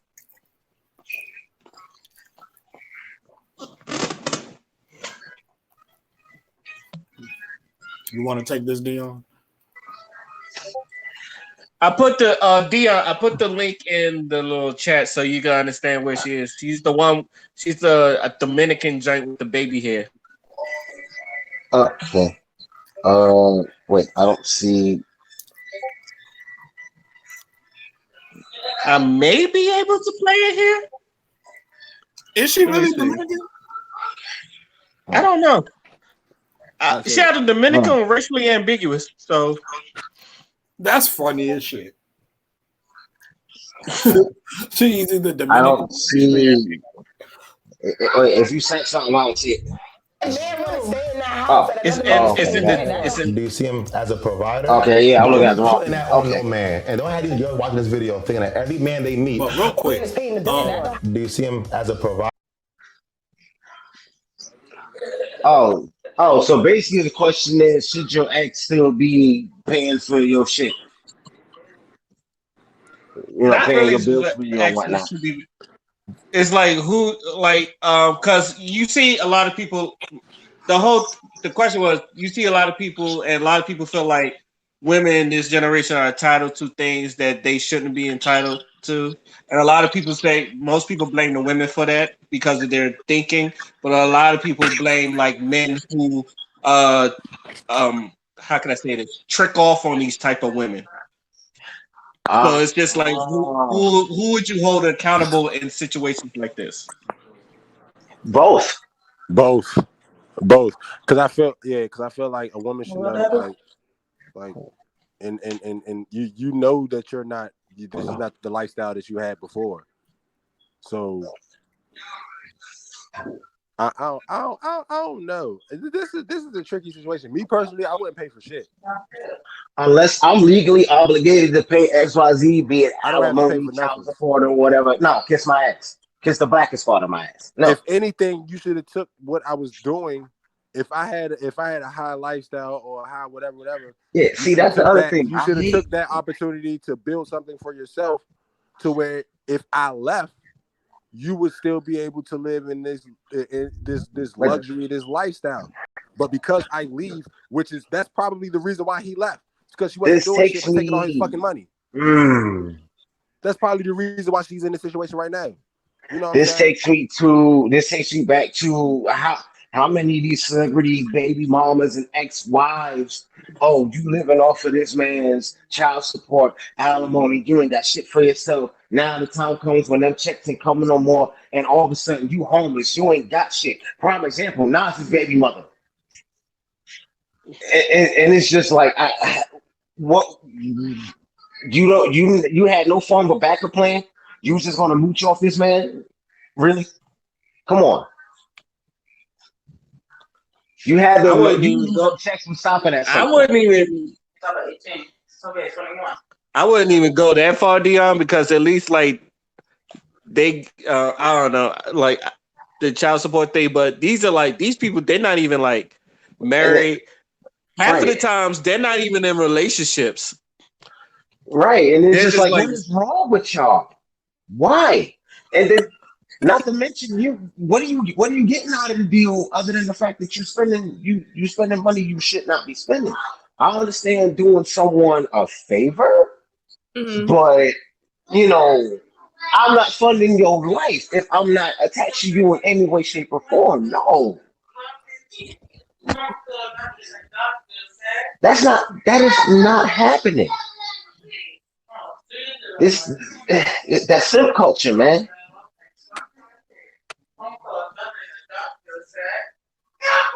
That fucking simp culture. No,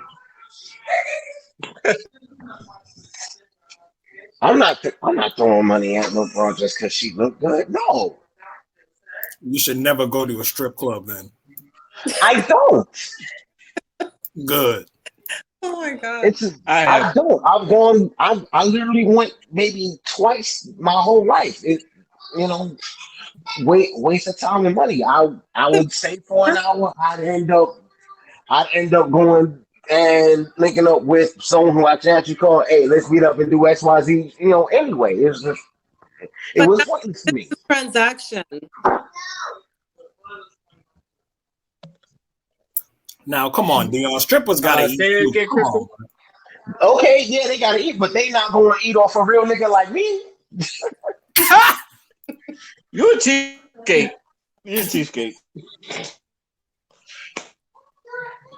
And I'm saying this because I've been to strip clubs, but I get it because if I'm like I've always said, like if I'm going to a strip club, I know I'm wasting money, but I'm doing it for my enjoyment. So it's like I just do it for the fun of it. Like I don't fall in love with none of these women, but I The, do have a cou- good time with them. the couple of times I went, I got talked in the corner by one of my boys. That's it. And then again, I stay for an hour and have a couple of drinks, and then I go get my dick sucked. But anyway, Oh wow! Yeah. All right, listen up. Listen up. Listen up. Yeah. Thank you. Listen up. All right. So this situation, right? It's a woman, she was living a pretty good lifestyle that her boyfriend was funding. And if you remember what Chris Rock said about the difference between men and women, men don't like to go back sexually. Women don't like to go back in lifestyle. So that's why she's facts. acting like this, because she feels like she has maintained a certain type of lifestyle for herself and she wants to keep that lifestyle. I don't think there's anything wrong with that per se. The problem in this situation is that she broke up with the person that was funding her lifestyle, and now she thinks that she is still entitled to said lifestyle. I don't know how birds be thinking, but they usually chirp before they speak. But in this particular case, this woman also And had and then she was the one who ended the relationship. You saying? And then, but still expects this dude to pay her bills and do XYZ for her. I don't even think that really matters, honestly, because the It, relationship is over irregardless. but it's just you're right. Either way, this broad needs to be drop kicked. But you know, No, I don't feel like my thing is I don't feel like she needs to be dropkicked. I feel like the situation that she's in is kind of like valid because if you have a certain type of lifestyle, you're not trying to go down. Like I think that's fair for anybody to say. but But but then the fact that her lifestyle was funded by somebody is the problem. She doesn't provide her lifestyle. Somebody else provides her exactly, lifestyle. So if exactly, you're staying at a place where the ex is paying rent and then they break up and then he still pay and then he decides not to pay rent, that's not him being manipulative. That's him keeping his money to someone that would invest in him because it's obviously no longer you. So just take the L, pack your shit, and move back to where you went to. If that was from the hood, then shit. Well, you better do better next time if you want to pull a nigga with a bag again. But this goes on to a problem where people are literally overlooking shit just for the sense that somebody has assets or somebody has money and shit like that.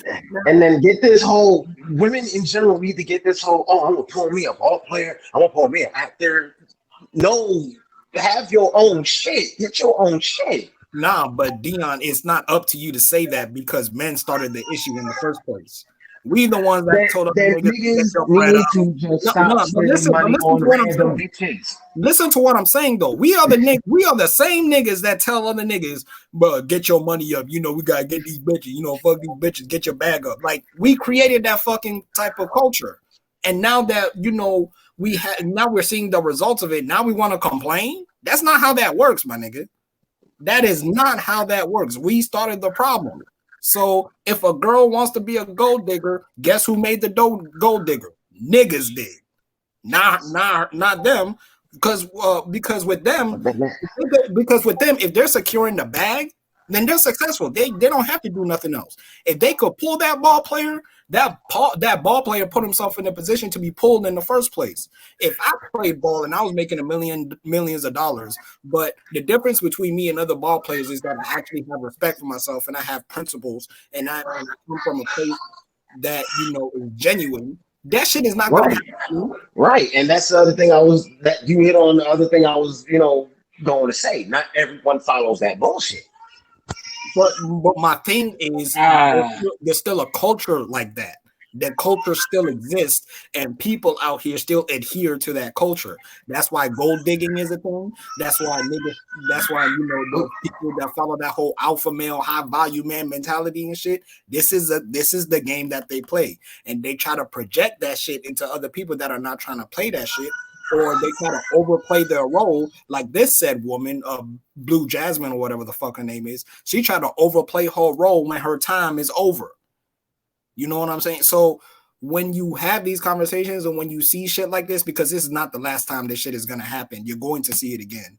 When shit like this happens, it's the same thing all over again. It's just a case of somebody who is used to a certain type of lifestyle, but somebody is funding that lifestyle. Men don't have this opportunity. And let's be real. It's a culture that needs to be done away with. Then point blank. That's what I'm getting from this. Good luck with that. Like I said, Hold on, what'd you say? I said this is a mentality, a culture, whatever that needs to be done away with. Then because this is bullshit. As long as capitalism is around, this shit will be around. Well, can you guys hear me, by the way?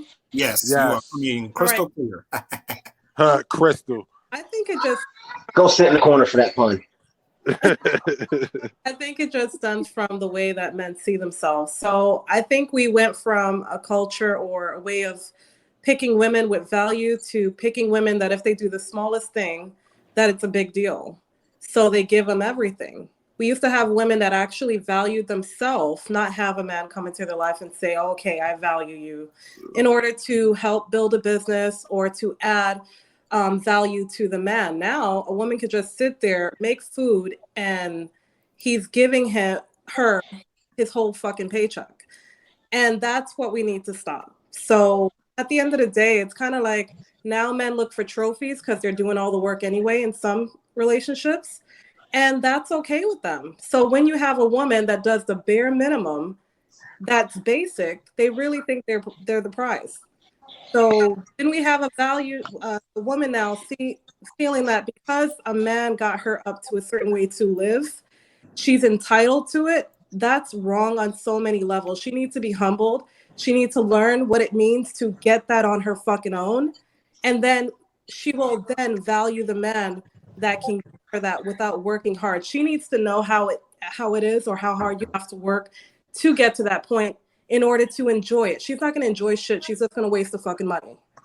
So at the end of the day, it's kind of ridiculous. I'm sick of this sympatry bullshit. I feel like the only responsibility you have after a relationship is whether or not you have a child with them. That is the only way I will be paying for any exes, rent, lifestyle, anything like that. And shout out to all my exes. All of y'all know y'all ain't got nothing from me unless you got a kid. It's just that simple. Shout out to all my exes because y'all ain't got nothing from me. Okay. Let me add something real quick. Man. There's a saying that go, if you give a man a fish he can eat for a day, if you teach him how to catch his own damn fish, he'll never be hungry again. You really want to help a motherfucker, show them how to make their own money. If they don't want to take that advice, then cut them off. That's all. But Father also made a point when he said it starts with us. We don't attempt to teach. We don't attempt to motivate. We are content with what they are, and we just like, all right, cool. As long as you sit in the house and you look pretty, we good with that. We have to create a value. Right. We as men, we got to create a standard. Accepting bare minimum. Like, we got to create a standard to make the women that we want to be better. Like, sometimes, we have to, lead by example. I know it's a cliche, but in reality, if what you're saying is absolutely valid. If you show a woman you're more valuable than your body, than what you look like, than this, than that, like, if you show her that, she'll believe that. But if you only show her value through her body, through her physical appearance, through sexual, you know what I'm saying, and just how she look, how she dressed, if that's the only thing that you value about the girl, that's the only thing she's gonna value in herself. Hence comes the hollowness within how she views other niggas in other situations. And it became a culture. Exactly. Everybody and hey, Father, I just said something the other day. I said it's funny how the females we deal with today are following all these females who say all this stuff about these niggas, oh, fuck these niggas and all this shit, but all of them are in relationships. Everybody who's saying fuck a nigga, do this shit to a nigga, I'm a pimp, I do this, you know what I'm saying, treat a nigga like some shit, get the bag, all this shit, all of them are in a relationship with a man at home. Cardi B just got pregnant. Nigga, Megan Thee Stallion is in love. She's in love. Talking about bitches and hoes and shit are married. She literally you want to know why that is? You want to know why that is, Q? Why? Because there was nothing more powerful on this earth, or nothing that will humble any woman quicker on this earth than some good ass dude. Hey, that's a fact. That's a fact. Man. There is something about the phallic shape, about the shape of our penis that just humbles the fuck out of a woman. And you could find the angriest misandrist you could ever find. And if she's getting fucked good, she will shut up if she's getting her guts rearranged. If it is not happening, then she's back on her fuck men shit. So hey, that's it. That's all you gotta do. You gotta beat that back out and make her believe that it ain't fuck niggas. Bro, you gotta Kingdom Hearts that shit. You know what I'm saying? You gotta open her fucking world up. That's it. Hey, nigga, you gotta go to Shima her shit, nigga. You gotta go in all angles. You gotta hit every piece of basically what y'all saying is a lot of these women who are saying fuck men because ain't no men fucking them. My thing is okay, no. Dion. You can say, I don't know if you're gonna agree with this or not. No. I don't know. Here's the thing: like, they can get sex from anywhere. Like, it's not hard for a woman to get sex from a man. Like, hell no. I've seen some of the ugliest women I've met get sex from men. Here's the thing. It amazes me. The difference in the love and sex life of a man and the love and sex life for a woman, it's availability. It's availability, point blank. I don't know about that one. All right, I'm gonna break it down. I don't know about that one either. I'm gonna break it down. Break it down, Dion. Go ahead. Let me hear this. A woman could have the average woman probably got 4 or 5 dudes in her messages on whatever social media site, dating site, or whatever at the same time, trying to talk to her, trying to get her to come out on a date with her or whatever. And she just has to, okay, I don't like him. He ugly, whatever, whatever. She's got to pick whichever one she want to link up with and do whatever. While a man could be messaging several different women, and it's just first come, you know, first come first serve ain't the proper terminology for it, because let's be real. A woman is going to get more yeses than nos most of the time, while a man's going to get more nos than yeses. That I can agree with. I'm about to say, you might have a point there. That one It's a, time. it, it's about availability. I can agree with Sometimes, that.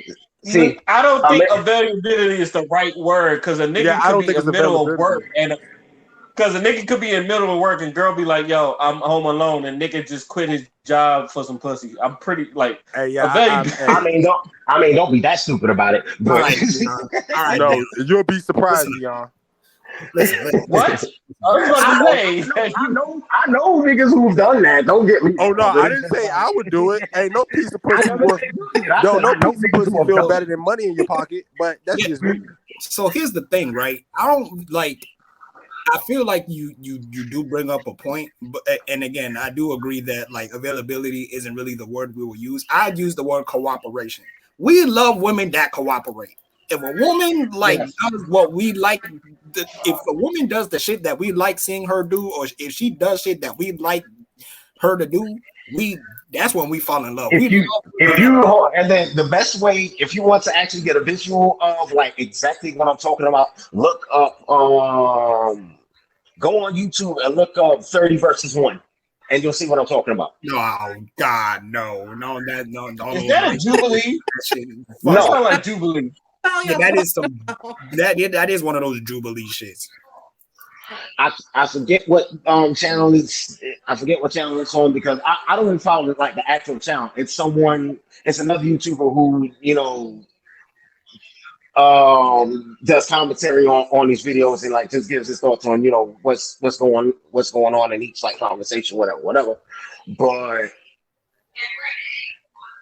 I've seen two different videos he's done. It's one where it's a girl, sorting her way through a group of guys, and then vice versa, guy sorting his way through a group of girls, and the difference was almost double.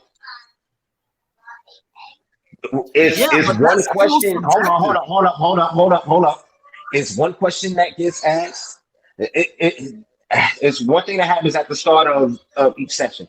Basically, just on appearance alone, you gotta, you know, basically how they doing what's it, Tinder or whatever. Okay, left for no, right for yes.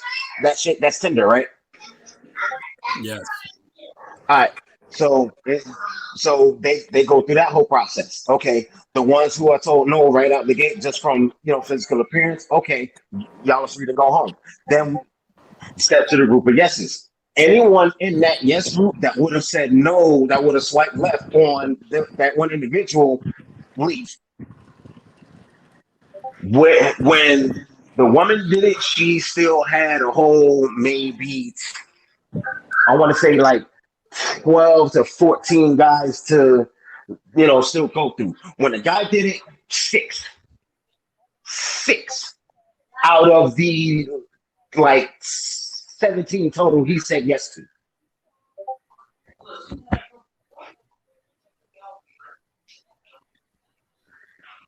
So, as I was saying, that kind of stuff is still subjective. Even if there was a video with the guy with the girl with the 30 guys and the guy with the 30 girls or whatever, that shit is still subjective, because you could make 10 videos like that and every single one of them can be different. So I don't really think it's a good way. I don't think it's a good example. I think it's a valid example. I just don't think it's a good one.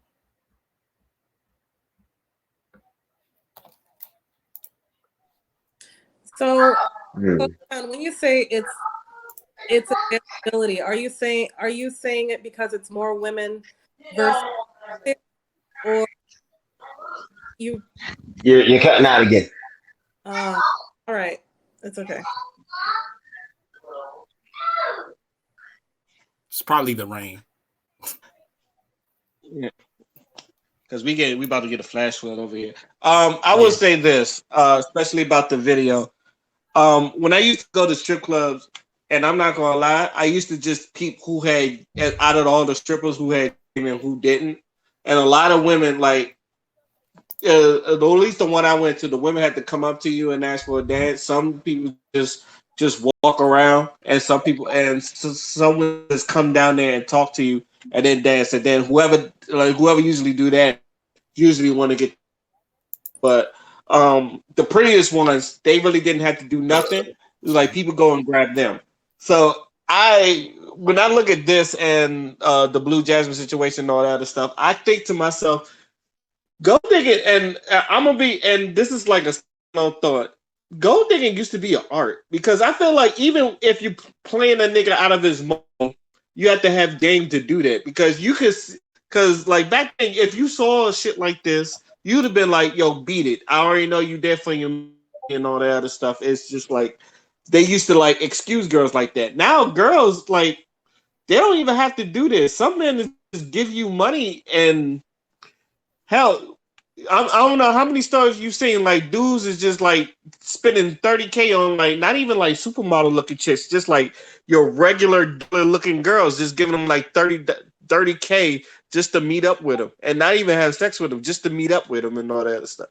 So it's just like when you see stuff like that, obviously people is just like, shoot, if she could get 30K, I could at least get 10 out of some niggas.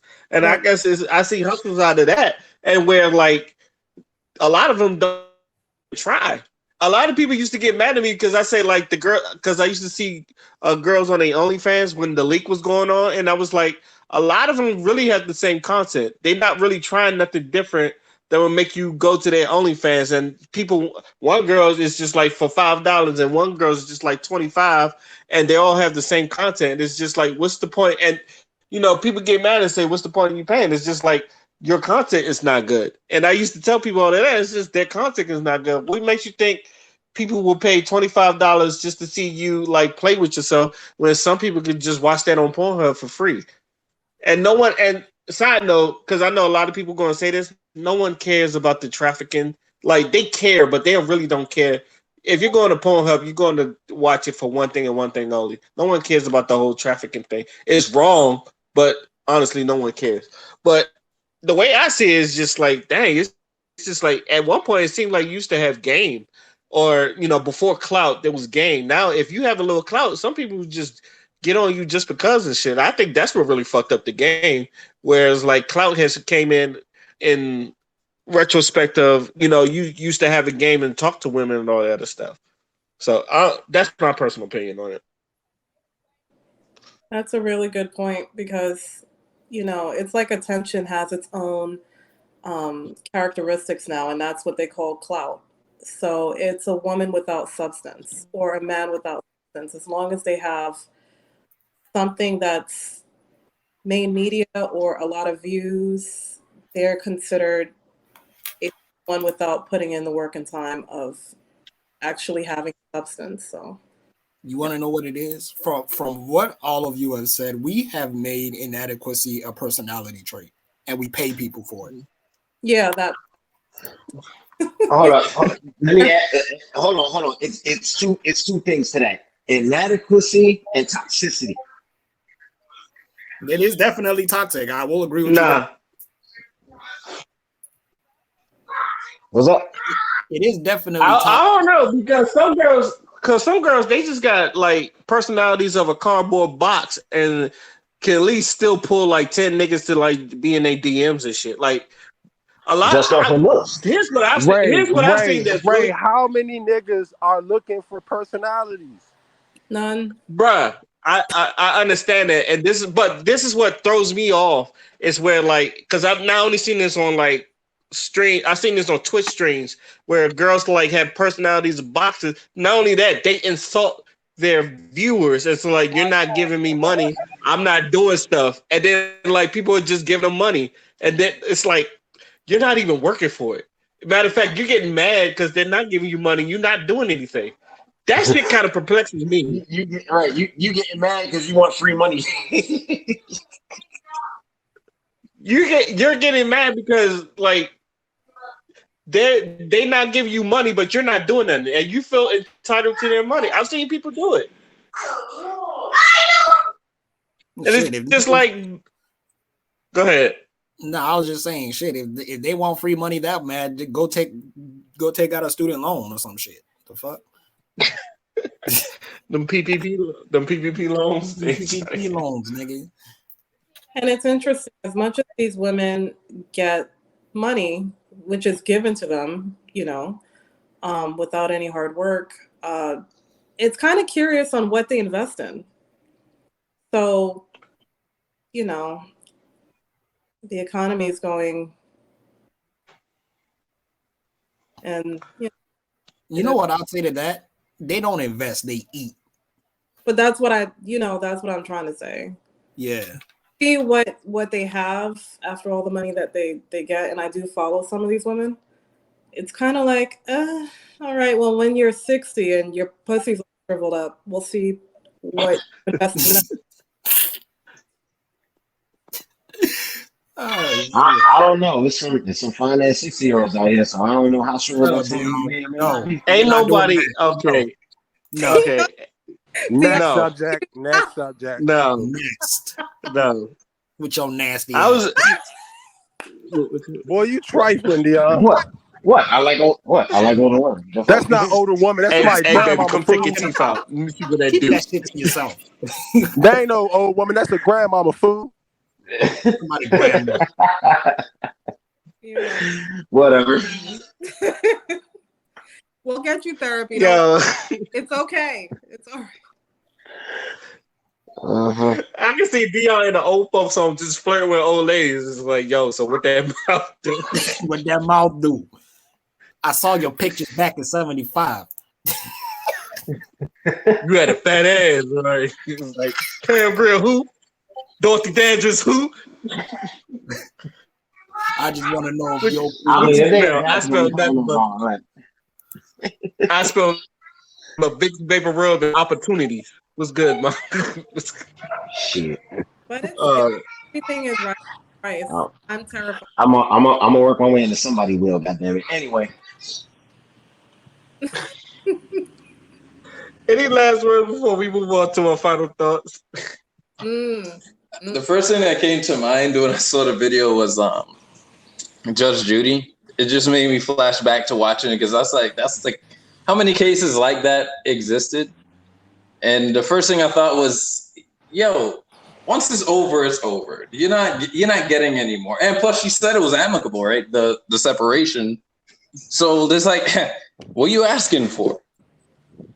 So I feel like, yeah, once it's over, unless it was like if it's like the example, who gave the example of kids before?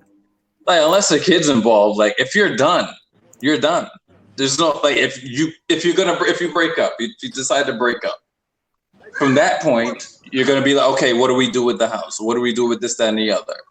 What's yours? What's mine? We just split it. If you want to stay here, fine. You're gonna stay here because I'm gonna move out, no problem. But you're gonna have to take over from here. So I can, the guy could be like, oh, I'll give you an extra month, but I gotta go, right? And from there, she could move on from there. It's over. There's no obligation for the guy to do anything. And she's saying that, and I'm like, I went straight Judge Judy in my head when I watched it. I was like, is she kidding? Long story short, if you're 55 and over, Dion will pay your lifestyle after you break up with you. Like I said, I'm trying to work my way into somebody will. But anyway. Hey, I heard Vivica Fox is still single. Maybe you can work on that. I don't know. Boy, she's still reminiscing on 50 Cent. Cut it out. I saw her like in real life. She does. I wouldn't recommend it. No, I wouldn't recommend. No. I saw her in what's that place called in Beverly Hills? Yeah. Anyway, it's like a little place in Beverly Hills on 3rd and Fairfax. If I don't remember the name, but I went there and I saw her. I was like, So I just saw a movie with you last year. You did not look that bad, yo. What happened? Oh shit! Yeah, she just looks weird now. I don't know what happened. And I was like, I used to have her back. I used to have her as a screensaver, like cycling through a lot. And I was disappointed when I saw her. Yeah, I was like, oh, come on. Wow. What you do? What you do? I know, because I know that ain't natural. I know she did something and, it didn't agree with her aesthetically because she didn't look right. She looked like Wendy Williams. She did something to her. It's weird. Wow. Yeah. She did something to her face. Yeah. Anyway. Yo, D-Wub says you live in Hollywood. I got a bunch of old women crushes that you might just ruin for me. Oh no. It's like I'm afraid to ask, like Nia Long or some shit like that. It's like, oh no, she good, and she Trini. Okay, what? Cool. Yeah, Island girl cool. too. She a Trini, so she good. All right. I try not to. I have to hold my tongue sometimes because I'm like, I don't want to destroy any heroes, yo. Or celebrity crushes and shit like yo. I'm a firm believer. Never meet your idols. So there you go. A firm believer. Yeah. Hey, I swear I never want to meet Jay-Z in my life, but I wish he could just write me a letter. I tell people all the time, I love Michael Jordan, but I never want to meet him because I know he an asshole. Everybody has stories about him. Yeah, I know. Everybody got stories about him. And it's just like, nah. All right, we're going to get into our final thoughts, and we're going to start with Q to Riyadh. Final thought. Okay. So I was having this conversation with this older guy about Pride Month, and he brung up a point that I couldn't disagree with him. As far as he said, sit back and look on how rapidly the world changed around the LBGQT, community, and look how long and what had to happen for the world to change for the Black community. And I asked him to kind of, give me sort of an insight or an example of how what you're talking about. He said, all right, for instance, let's just look at the small things. So he happened to have a Wendy's burger. I mean, not a Wendy's burger, a Burger King burger. Now, if anybody that knows Burger King has this thing where they have the Pride wrapper around the burger now. That little thing he said, it was like, now look at this. Look how how do you say it? Look how willing the world was accepted to, the Pride, the LBGQT community. And, even though there are still people who are uncomfortable with it, but they weren't this passionate when it came to the Black community, even though people were comfortable with it. And I don't know, I really want you guys' opinion on it because, like I said, I could be pro-Black and be like, you know what, you're right. You're absolutely right. Everything you're saying is correct. They never, but I don't want to be, an ass about the situation if I don't necessarily know. I just want to hear everybody else's opinion on that subject. I'm gonna start.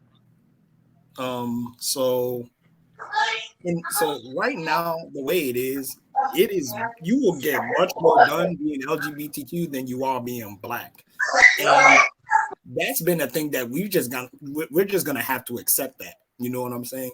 But people would like to derail this conversation by saying, well, there's Black LGBTQ, and I'm like, well, no shit. But what I'm saying is, if you are a person, right, and you align more with the LGBT more than like a racial group or whatever, there's actually a lot more things you can get done because the LGBT does have a direct line to white supremacy by way of the LGBTQ being primarily run by white gay people. They broke this down a lot in Pose. I think Ray, you definitely remember those type of episodes when I was breaking that shit down. And Yeah.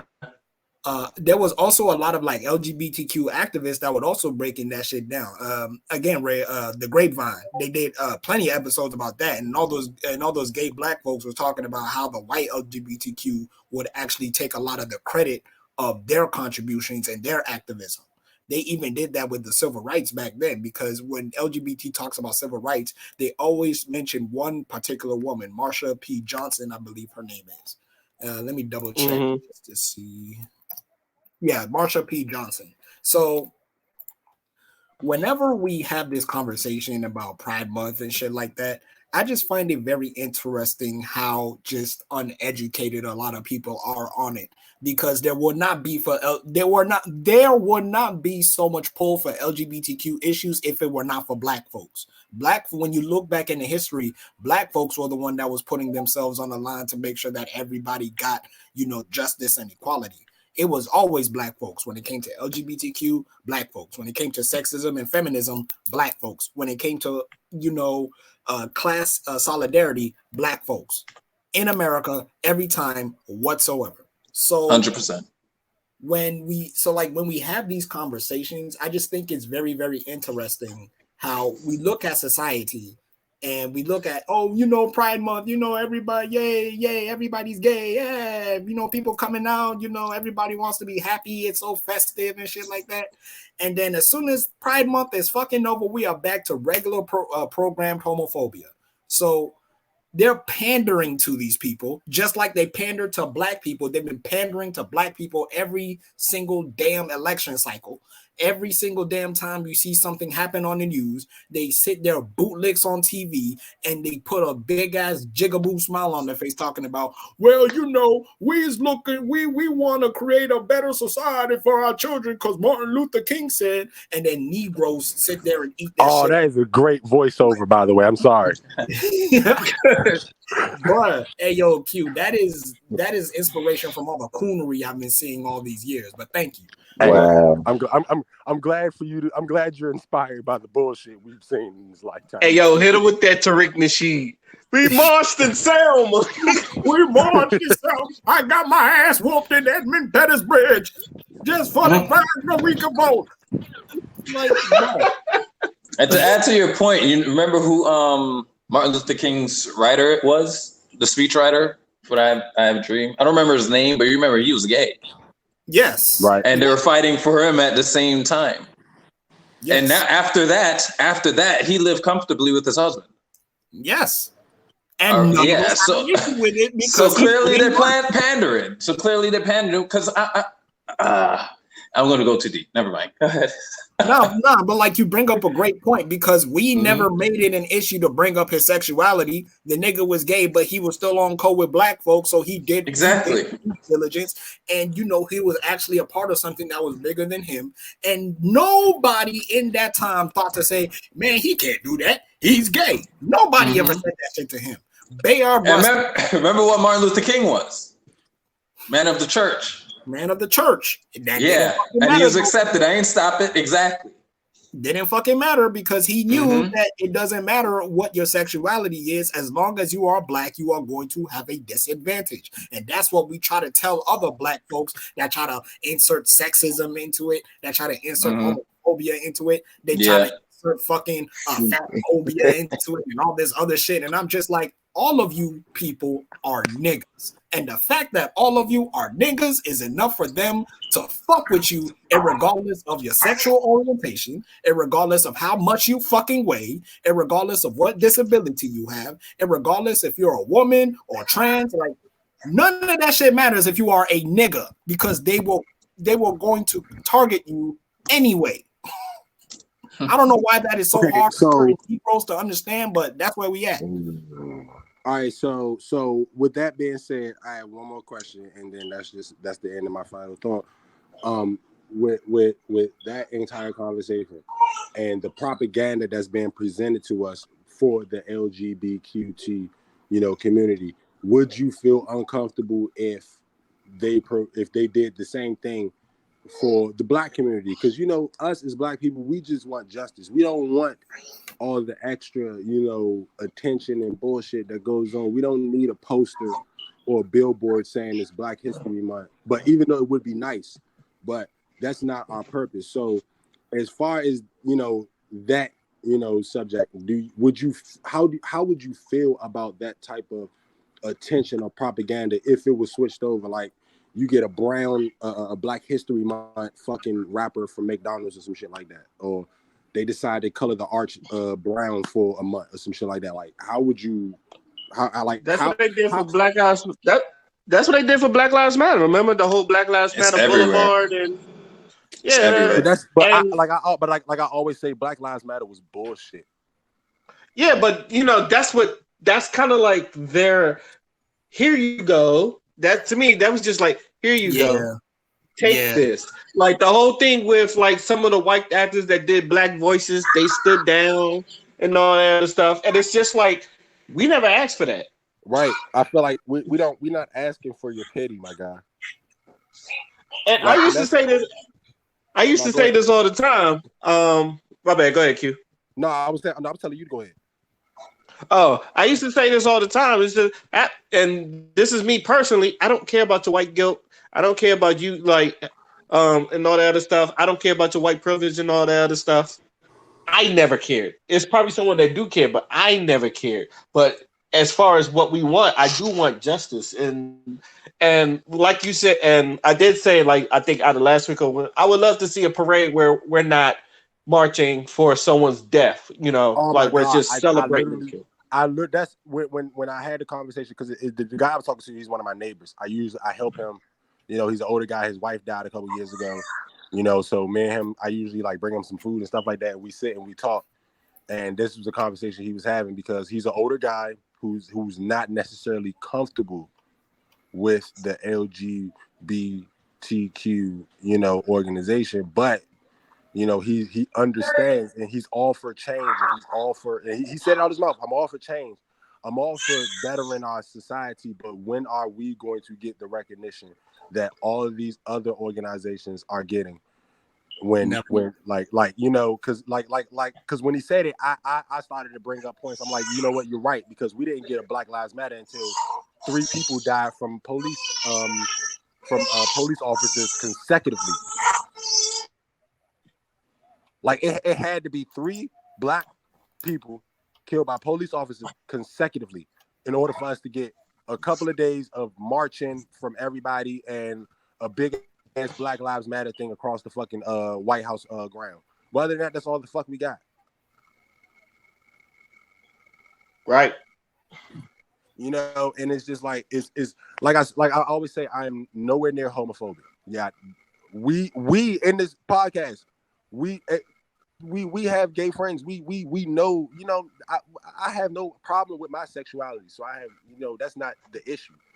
It's just about how easily everybody is, you know, adapting to this Pride Month thing, but you know, we're not getting no recognition for Black History Month.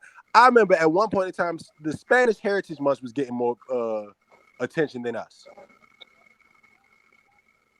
You want to know what is so funny about all that? All these other groups, every single one of them, when it came to their activism and it came to them bringing attention to their plight, all of them copied Black folks. Every single one of them. That's it. How many times are we talking about that? But look, I'm about to say, hey Dion, you took the words right out of my. I'm about to say, how many people have copied Black people throughout our fucking lifetime and took credit? Every damn body. Exactly. So this is nothing new. I literally had a whole conversation with my grandmother like 4 days ago about that. Like it just baffles me how we're all like how all these companies and all these people and all these networks and organizations are all in for this LGBTQ, you know, Pride Month, but when it comes to Black History Month, when it comes to Black people, when it comes to anything that has to do with blackity black, we get the bare fucking minimum, bruh. It's just really starting to irk me.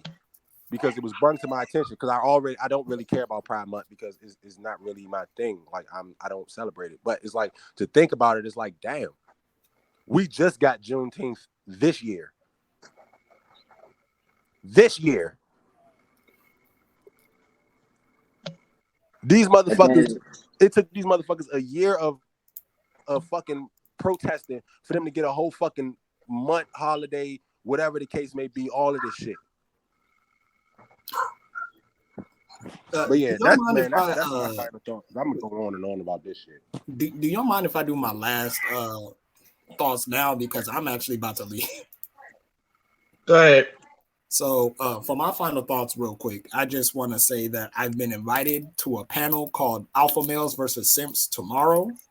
And I'm excited for it because now I'm about to let loose on these Kevin Samuel type Negroes that have been on the timeline disrespecting people. I can't wait to fucking give them that work. Is it going to be broadcast? It's going to be on Twitter. Yeah, it's going to be on Twitter. Oh, yeah. Can you please send me the link? I got a Twitter. I will. I swear to God, I will watch and comment. And Yeah, I got y'all. Yeah, so I'll send that out because it's tomorrow. Yeah. So I'll send that out. I need that. I need that. I swear I need that. Yeah, I need to witness this. And also for my final thoughts, I just want to give a very, very, very big, well-deserved shout out to my boy Bobby Lashley. That man has been entertaining me ever since he has been WWE champion, and I appreciate that man. And that's all I wanted to say. And you're a bastard.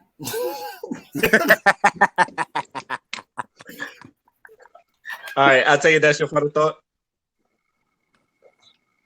Yes, sir. I will see you all later. All right, D-Wolf, you up next. All right. Well, I want to go back to Felicia Rashad. Has any of you seen JCVD on Amazon Prime with Jean-Claude Van Damme? I heard of the movie. I've never watched it, but I know what you're talking about. All right, it's a show. It's not a movie. It's a show, and it's pretty good. It's pretty fun. It's like unexpected. Like you don't. Yeah, you're not gonna expect what's gonna come until you watch it. It's pretty good. Well, she's in that, and she's his boss in that movie, and like it was so refreshing to see her again acting. And this wasn't that long ago. It was like a few years ago that it came out. But just in case y'all want to see what else she was in, and an entertaining show on Amazon Prime. It's an original too, so you can check that out. She's in it. She's pretty good. And and I'll keep it short. Just rethink your heroes and do your own research. That's it. Because your heroes will be destroyed, and you don't want to. So a lot of people ain't gonna respond well. So like sometimes if your star is gonna fall, you gotta get ready for it. Mm-hmm. No man should be my deity. I don't worship any of these people. I respect their work. I respect what they do and how they inspired me, this and the other. But I'm not bending the knee to them if they show up in front of me. Oh, absolutely not. We bleed the same way. Mm-hmm. Facts. Dion, is on you. When we started talking about the whole thing about the LGBT thing, it got me to thinking about when we were talking about Lil Nas X earlier. I know that was it was a topic that didn't get touched on, but I just want to throw this out there real quick. I said this in our group chat, but I'm gonna just throw this out for the listeners. The Lil Nas X, he's literally building his career just off of trolling homophobes. He's intentionally doing what he's doing to piss them off. And just personally, it's hilarious to me. It's beyond hilarious to me. What he's into, who he shares his bed with, whatever, that shouldn't have anything to do with anyone but him. But here goes all these homophobes and everyone else just, oh, he shouldn't be doing this, he shouldn't be doing that. He kissed that dancer at the BT Awards, and again, it's just like y'all are doing what he wants and just adding fuel to the fire. The more y'all play into this, the more he's going to keep doing the things that are making y'all angry.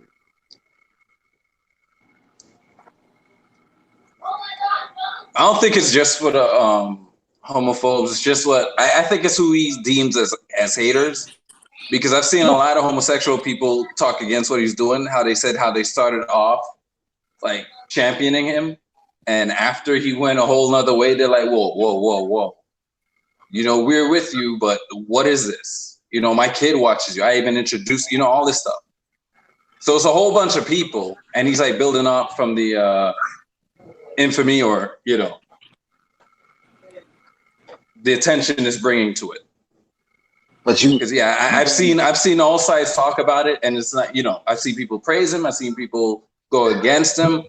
A lot of people are like, yo, do you? But I can't deal with this. Like, I gotta go. Like, and that's their choice. That's the thing. I'm the type of person that's like, if you don't like what somebody's doing, if they're doing their hustle and you strongly disagree, I'm like, yo, let them do it. Just stop. Don't watch. Just keep moving.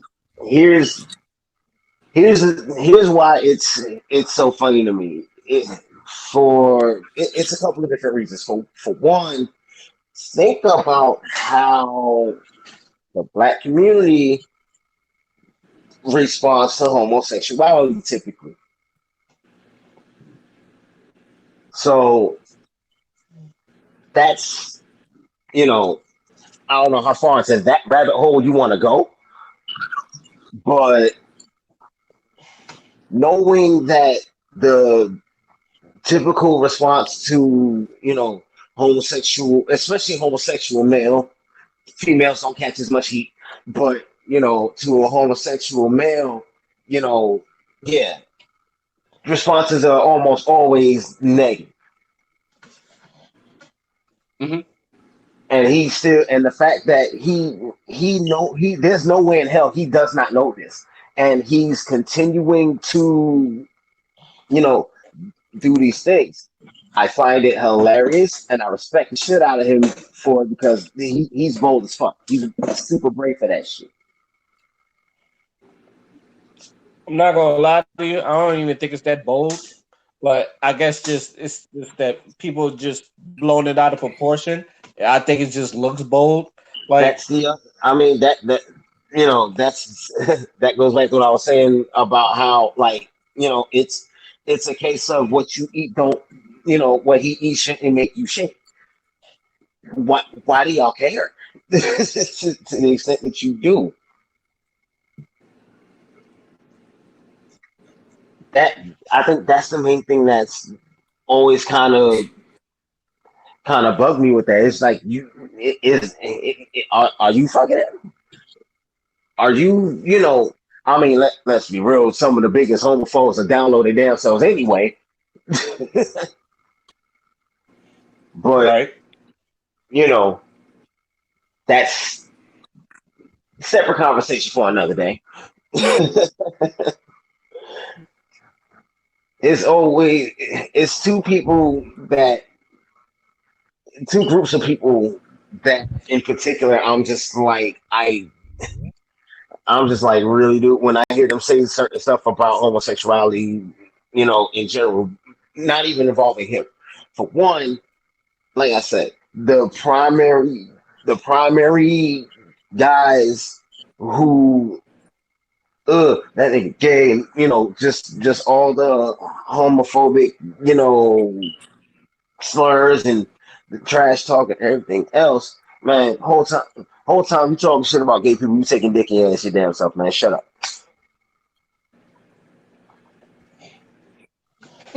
Like, that's it. Oh no. And that's it. Second, no, and then the second group is the religious side of it, and it's just like, oh boy. There's a lot that I can say in regards to that, but I'm going to sum it up like this. two things. First of all, there's a lot of you motherfuckers who are doing way worse things with your life than sleeping with someone of the same gender, but got nerve to talk shit about what these individuals are doing with their lives. For one, and for two, for for a group of people who are so adamant about how only God has the right to judge someone, y'all are the most judgmental motherfuckers walking this planet. So get that together. And I'm done. All right, Crystal is on you. I don't know if you guys could even hear me. This thing has been messing me up. Can y'all hear me Like fine? I can hear you now. we can hear you now. We can hear you now. Oh, okay. All right. So this message is basically for men in general that are looking for a woman, not a little girl. So I just think men need to value themselves. If you're getting a woman that you're interested in, just make sure she is adding value, such as making wealth for your future, as well as working on her own stuff. If you're speaking to her about something very serious, make sure that she is giving you the full attention. She's not on her phone or making excuses. And say if you're broke, say something serious happens, make sure that she comes up with a solution for you and her. I think a lot of times that men look for women, they're okay with basic because that's all they've been receiving. If they mention any issues because they're not married, they think it's okay for the woman to just be like, oh, well, I don't know what you're going to do. That speaks volume about a person that's with you. So, or who wants to marry you or have kids. So just pay attention to that. If you're okay with mediocre, don't look for women who are about business. Don't look for women who are of queen status because it's going to be a waste of time and you're going to be heartbroken. All right. Also, to add to that, it's not even necessarily, it's worse than just mediocrity. There's a lot of men who are just literally used to being in a situation of busting their ass for a woman and not getting back shit. Why you gotta say it like that? I speak on that because I live that shit. Yeah. Well, So when that bare minimum comes along, that bare minimum, that small minuscule, whatever that woman do to a motherfucker who's used to being taken advantage of, look for whatever he's got and getting literally nothing in return. Right. That looks like the fucking world to him. Yeah, and it's also their downfall. So they can't complain when shit goes wrong. That's all I'm saying. Hey. That's it, Crystal? That's it. All right. One thing, I know Q just left, but I did want to answer this question. I said this like, I don't know, about maybe 4 years ago. I said one of these days, when it came to the LGBT situations, I said people are more going to care about your identity than your color of your skin. And it's been kind of like been proven that. But like I said, I don't have a problem with the LGBT, but I already knew this day was going to be coming. And you noticing like when people on Twitter, they ask you like in your profiles, can you put her what you go by, like her or him or they or them or something like that. I've seen that coming a while ago, and like it's coming, like that's coming into fruition. Also, I know a lot of people like get mad, for the people who are against Bill Cosby. For one thing, I know because y'all like calling people rape apologists and saying this for shame tactics. For one, I'm gonna just say this. He can't be a rape apologist if they don't think he ever raped those women. So you can't really call nobody a rape apologist if you never think he raped those women. Now, if I thought he did it and tried to defend that, then you could call me a rape apologist. But that's not the case. So Thank you. I want to get that. Yeah, I want to get that out because I know a lot of people. I understand you can have an opinion. You can feel like he did it. That's fine. But I also think because there's a lot of gray area there. And I think that's the one thing about the one thing you should take away from this case is how much gray area is there in not only the judicial system and when it comes to consent. Because yes, there are black and white things that will be considered as rape, but most people like when it comes to the gray area is either the law versus your moral compass, and sometimes the law is different from what your moral compass is. And a lot of people I get in the argument is yes, it may be wrong, but in what sometimes with the law is like the age of consent. Like in Maryland, the age of consent is 16. If the girl says yes and she was down with it, like a lot of people get off like that. That's how, if I'm correct, that's how R. Kelly got away with most of what he was doing anyway, because they was either with it or they did say yes. But I want people to understand. So one, like I said, if you really read the deposition, because a lot of people say he admitted to drugging women, he didn't. Also, before you give out an opinion, try to have a full backstory and make sure you look deep into not just this but anything. And just how can I say this? Make sure all your facts are straight before you throw out an opinion, because that's really important. Because a lot of y'all really get a lot of things wrong, and I can tell a lot of y'all did not read the deposition. So I'm gonna just leave it at that. I would like to thank all of y'all for jumping in. One more thing, real quick, if I may. About the whole rape apologist thing, he wasn't accused of rape. He was accused of sexual assault. There is a fucking difference. There is a difference. That's it.